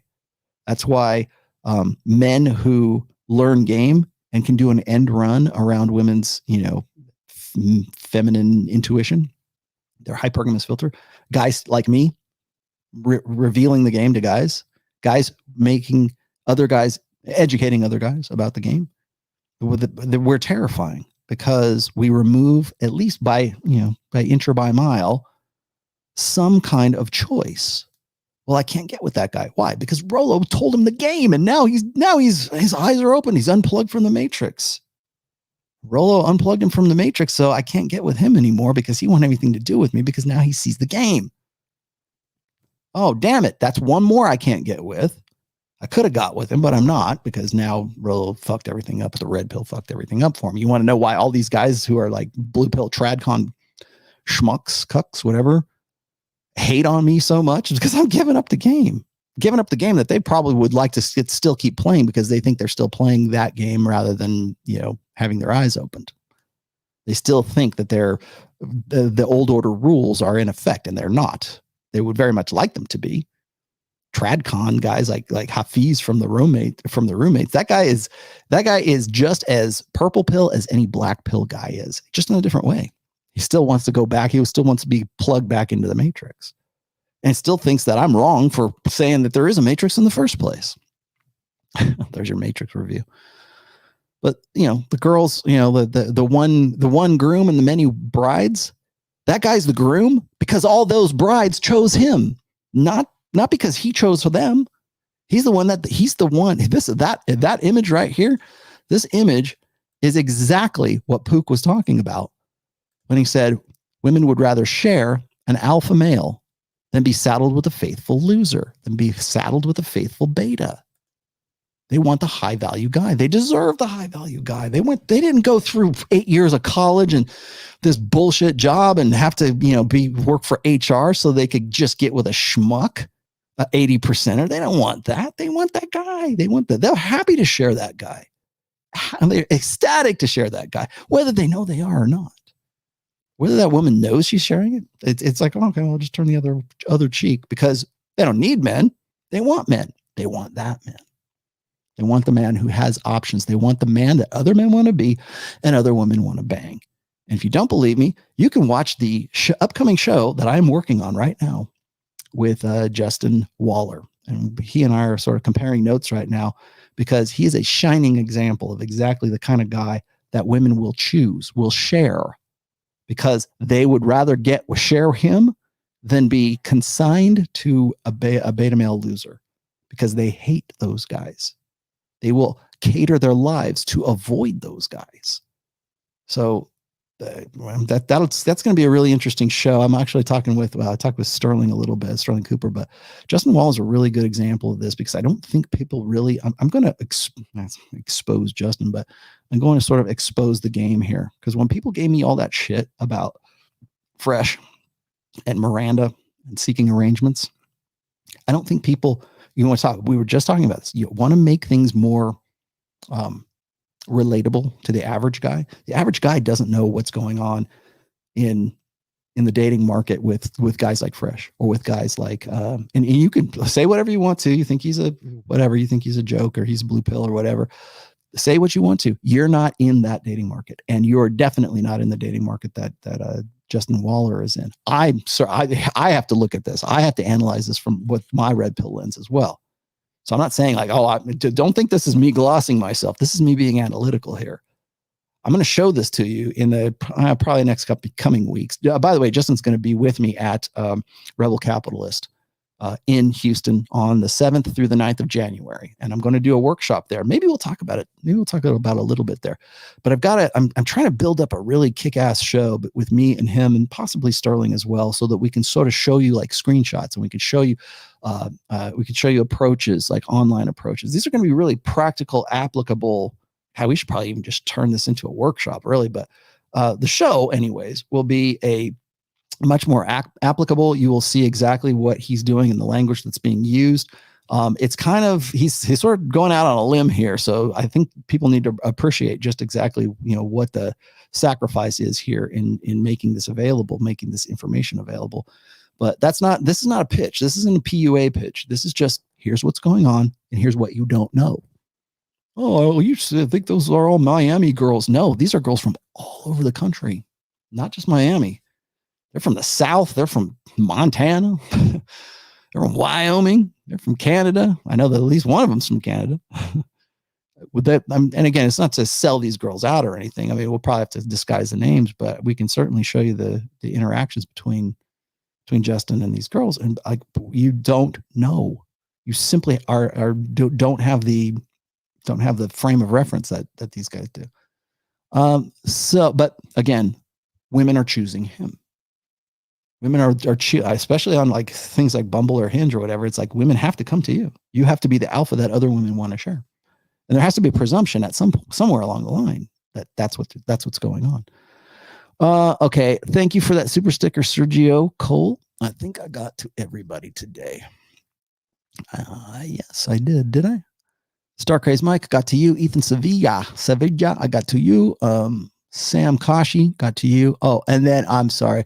Finally, I got up here. This was from Mr. Doyle, who gave me $50. He said, Rollo, hello, Rollo. Thank you for the knowledge you bring. I have a question. My ex is trying to get closer to my mom with little or no communication with me, and they all find religion when the relationship is over. Why do you think this happens?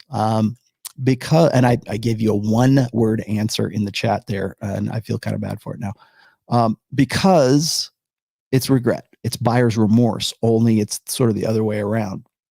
It's and I don't know what your situation is personally, but usually what happens is if an ex starts to sort of cling to your mother or wants to sort of get in under the radar, I think what the hope is that mom is going to plead her case for her.